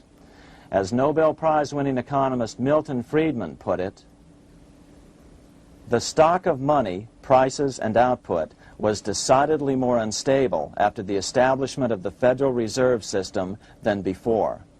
The most dramatic period of instability in output was, of course, the period between the 2 wars, which includes the severe monetary contractions of 1920-21, 1929-33, and 1937-38. No other 20-year period in American history contains as many as 3 such severe contractions. This evidence persuades me that at least a third of the price rise during and just after World War I is attributable to the establishment of the Federal Reserve System, and that the severity of each of the major contractions, 1920-21, 1929-33, and 1937-38, is directly attributable to acts of commission and omission by the reserve authorities. Any system which gives so much power and so much discretion to a few men so that mistakes, excusable or not, can have such far-reaching effects is a bad system. It is a bad system to believers in freedom just because it gives a few men such power without any effective check by the body politic. This is the key political argument against an independent central bank. To paraphrase Clemenceau, money is much too serious a matter to be left to the central bankers. We must learn from our history before it is too late. Why can't politicians control the federal debt? Because all our money is created out of debt. Again, it's a debt money system. Our money is created initially by the purchase of U.S. bonds. The public buys bonds like savings bonds, the banks buy bonds, foreigners buy bonds, and when the Fed wants to create more money in the system, it buys bonds, but pays for them with a simple bookkeeping entry which it creates out of nothing. Then this new money, created by the Fed, is multiplied by a factor of 10 by the banks thanks to the fractional reserve principle. So although the banks don't create currency, they do create checkbook money or deposits by making new loans. They even invest some of this created money. In fact, over $1 trillion of this privately created money has been used to purchase U.S. bonds on the open market, which provides the banks with roughly $50 billion in interest, risk-free, each year, less the interest they pay to some depositors. In this way, through fractional reserve lending, banks create over 90% of the money and therefore cause over 90% of our inflation. What can we do about all this? Fortunately, there's a way to fix the problem fairly easily, speedily, and without any serious financial problems. We can get our country totally out of debt in 1 to 2 years by simply paying off these U.S. bonds with debt-free U.S. notes, just like Lincoln issued. Of course, that by itself would create tremendous inflation, since our currency is presently multiplied by the fractional reserve banking system. But here's the ingenious solution, advanced in part by Milton Friedman, to keep the money supply stable and avoid inflation and deflation while the debt is retired. As the Treasury buys up its bonds on the open market with U.S. notes, the reserve requirements of your hometown local bank will be proportionally raised, so the amount of money in circulation remains constant. As those holding bonds are paid off in U.S. notes, they will deposit this money, thus making available the currency then needed by the banks to increase their reserves. Once all the U.S. bonds are replaced with U.S. notes, banks will be at 100% reserve banking instead of the fractional reserve system currently in use. From this point on, the former Fed buildings will only be needed as a central clearinghouse for checks and as vaults for U.S. notes. The Federal Reserve Act will no longer be necessary and could be repealed. Monetary power can be transferred back to the Treasury Department. There would be no further creation or contraction of money by banks. By doing it this way, our national debt can be paid off in a single year or so, and the Fed and fractional reserve banking abolished, without national bankruptcy, financial collapse, inflation or deflation, or any significant change in the way the average American goes about his business. To the average person, the primary difference would be that for the first time since the Federal Reserve Act was passed in 1913, taxes would begin to go down. Now there's a real national blessing for you, rather than for Hamilton's banker friends. Now let's take a look at these proposals in more detail. Here are the main provisions of a Monetary Reform Act which needs to be passed by Congress. We've drafted a proposed Monetary Reform Act which follows at the end of this tape. Of course, variations with the same results would be equally welcome. 1. Pay off the debt with debt-free U.S. notes. As Thomas Edison put it, if the U.S. can issue a dollar bond, it can issue a dollar bill. They both rest purely on the faith and credit of the United States government. This amounts to a simple substitution of one type of government obligation for another. One bears interest, the other doesn't. Federal Reserve notes could be used for this as well, but could not be printed after the Fed's abolished as we propose, so we suggest using U.S. notes instead. 2. Abolish fractional reserve banking. As the debt is paid off, the reserve requirements of all banks and financial institutions would be raised proportionally at the same time to absorb the new U.S. notes, which would be deposited and become the bank's increased reserves. Towards the end of the first year of the transition period, the remaining liabilities of financial institutions would be assumed or acquired by the U.S. government in a one-time operation. In other words, they too would eventually be paid off with debt-free U.S. notes in order to keep the total money supply stable. At the end of the first year or so, all of the national debt would be paid, and we could start enjoying the benefits of full reserve banking. The Fed would be obsolete, an anachronism. 3.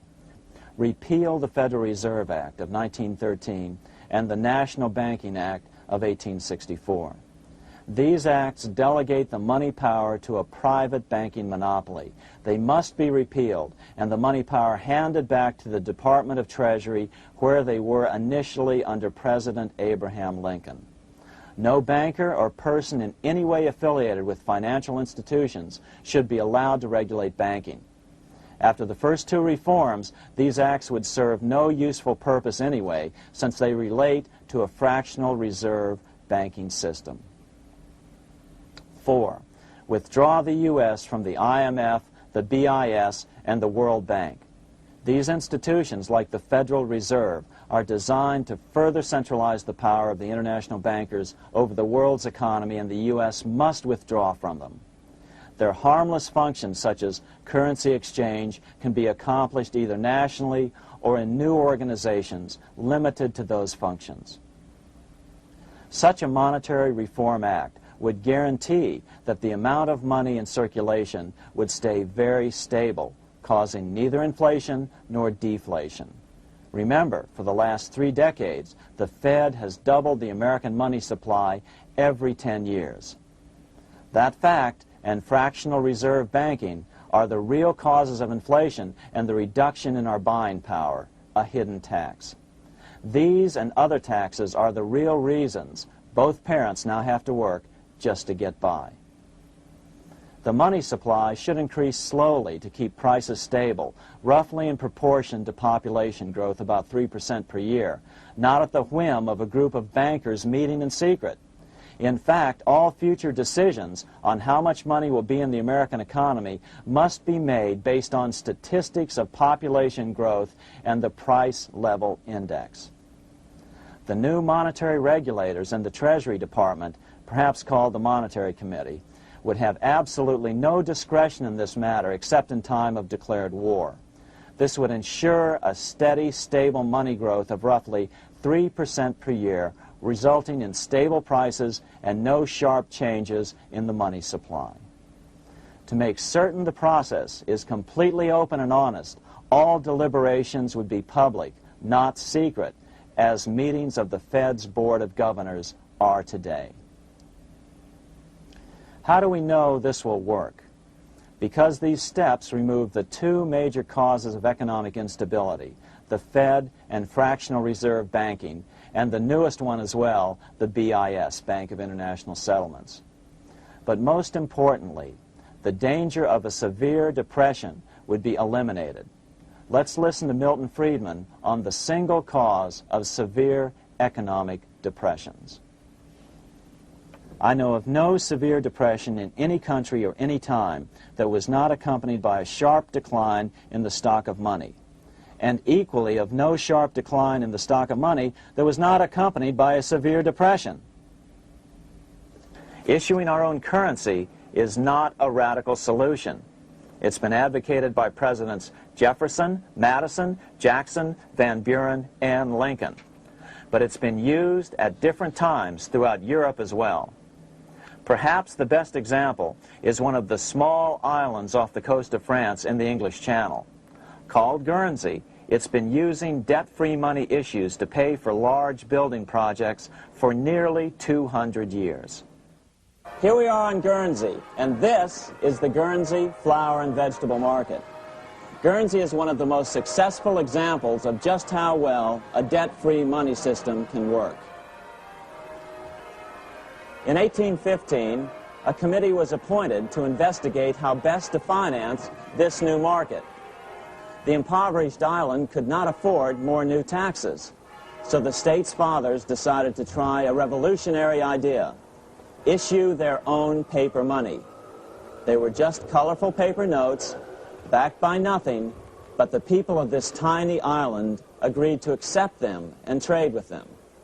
To be sure they circulated widely, they were declared to be good for the payment of taxes. Of course, this idea was nothing new. It was exactly what America had done before the American Revolution, and there are many other examples throughout the world. But it was new to Guernsey, and it worked miracles.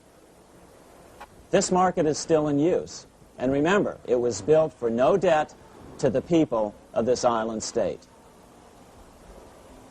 But what if we follow Guernsey's example? How would the bankers react to these reforms? Certainly the international bankers' cartel will oppose reforms that do away with their control of the world's economies as they have in the past. But it is equally certain that Congress has the constitutional authority and responsibility to authorize the issuance of debt-free money, U.S. notes, and to reform the very banking laws it ill-advisedly enacted. Undoubtedly, the bankers will claim that issuing debt-free money will cause severe inflation or make other dire predictions. But remember, it is fractional reserve banking which is the real cause of over 90% of all inflation, not whether debt-free U.S. notes are used to pay for government deficits. In the current system, any spending excesses on the part of Congress are turned into more debt bonds, and the 10% purchased by the Fed are then multiplied many times over by the bankers, causing over 90% of all inflation. Our fractional reserve and debt-based banking system is the problem. We must ignore its inevitable resistance to reform and remain firm until the cure is complete. As the director of the Bank of England in the 1920s, Sir Josiah Stamp put it, referring to this modern fractional reserve banking system, "Banking is conceived in iniquity and born in sin. Bankers own the earth. Take it away from them, but leave them the power to create money and control credit, and with the flick of a pen, they will create enough money to buy it back again. Take this great power away from the bankers, and all great fortunes like mine will disappear, and they ought to disappear, for this would be a better and happier world to live in. But if you want to continue the slaves of bankers and pay the cost of your own slavery, let them continue to create money and to control credit." Americans are slowly figuring this out. Today, over 3,200 cities and counties have endorsed the proposal of a nonprofit organization called Sovereignty. The Sovereignty movement calls for Congress to authorize the Secretary of the Treasury to issue $90 billion per year of U.S. notes, not Federal Reserve notes nor debt-based bonds, to loan money interest-free to cities, counties, and school districts for needed capital improvements. Remarkably, and to their praise, the Community Bankers Association of Illinois, representing 515 member banks, has endorsed this sovereignty proposal, a good step in the right direction. As Milton Friedman has repeatedly pointed out, no severe depression can occur without a severe contraction of money. In our system, only the Fed, the Bank of International Settlements, with U.S. bankers' cooperation, or a combination of the largest Wall Street banks could cause a depression. In other words, our economy is so huge and resilient, a depression just can't happen by accident. Unless we reform our banking system, they will always have that power. They can pull the plug on our economy anytime they choose.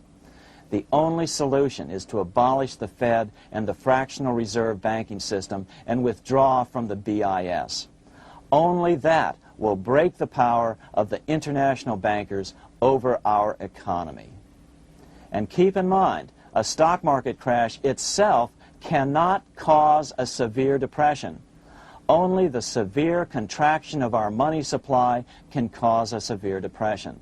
The stock market crash of 1929 only wiped out market speculators, mostly the small to medium ones, resulting in $3 billion in wealth changing hands. But it served as a smokescreen for a 33% contraction in credit by the Fed over the next 4 years, which resulted in over $40 billion in wealth from the American middle class being transferred to the big banks.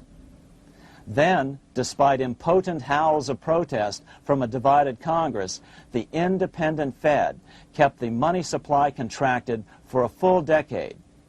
Only World War II ended the terrible suffering the Fed inflicted on the American people.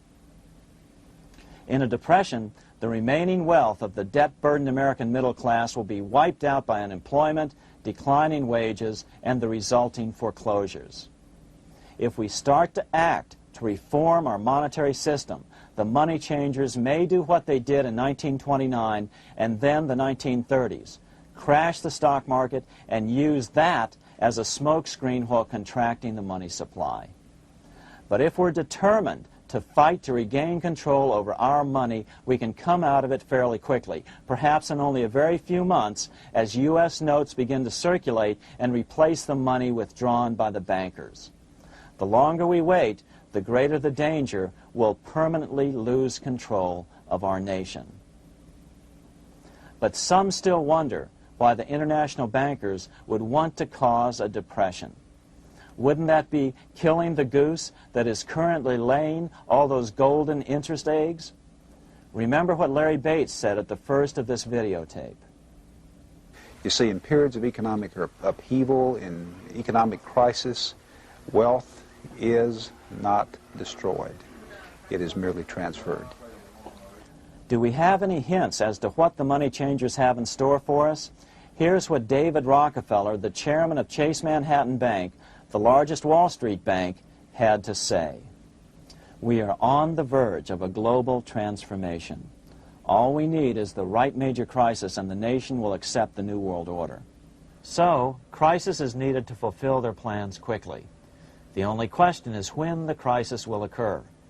Fortunately, we probably have a little time. It's unlikely that this crisis will occur before the 1996 elections, but after that, the danger begins rising. But whether or not they decide to cause a crash or a depression through relentless increases in taxes and the loss of hundreds of thousands of jobs being sent overseas thanks to trade agreements such as GATT and NAFTA, the American middle class is an endangered species. Cheaper labor, including slave labor in Red China, which Harry Wu has heroically documented, is being used to compete with American labor.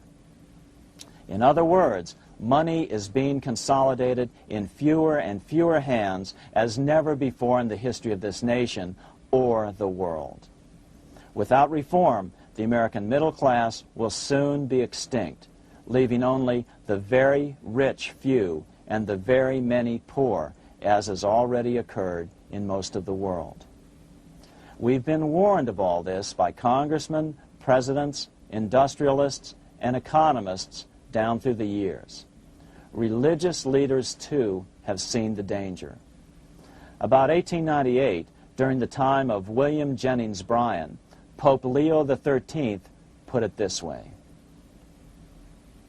On the one side, there is the party which holds the power because it holds the wealth, which has in its grasp all labor and all trade, which manipulates for its own benefit and its own purposes all the sources of supply, and which is powerfully represented in the councils of state itself. On the other side, there is the needy and powerless multitude, sore and suffering. Rapacious usury, which, although more than once condemned by the Church, is nevertheless under a different form, but with the same guilt, still practiced by avaricious and grasping men, so that a small number of very rich men have been able to lay upon the masses of the poor a yoke little better than slavery itself. More recently, during America's Great Depression, Pope Pius XI spoke of the same problem. In our days, not alone is wealth accumulated, but immense power and despotic economic domination is concentrated in the hands of a few. This power becomes particularly irresistible when exercised by those who, because they hold and control money, are able also to govern credit and determine its allotment. For this reason, supplying, so to speak, the lifeblood to the entire economic body and grasping, as it were, in their hands the very soul of the economy, so that no one dare breathe against their will. Educate your friends. Our country needs a solid group who really understand how our money is manipulated and what the solutions really are. Because if a depression comes, there will be those who call themselves conservatives who will come forward advancing solutions framed by the international bankers. Beware of calls to return to a gold standard. Why? Simple, because never before has so much gold been so concentrated outside of American hands. And never before has so much gold been in the hands of international governmental bodies such as the World Bank and International Monetary Fund. A gold-backed currency usually brings despair to a nation, and to return to it would certainly be a false solution in our case. Remember, we had a gold-backed currency in 1929 and during the first 4 years of the Great Depression. Likewise, beware of any plans advanced for a regional or world currency. This is the international bankers' Trojan horse.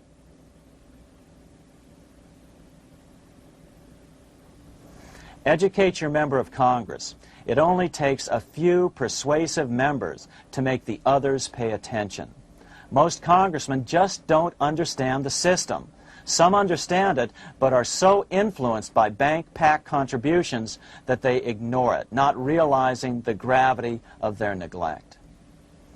We hope we've made a valuable contribution to the national debate on monetary reform. It remains for each man to do his duty, consistent with his state in life. May God give us the light to help reform our nation and ourselves.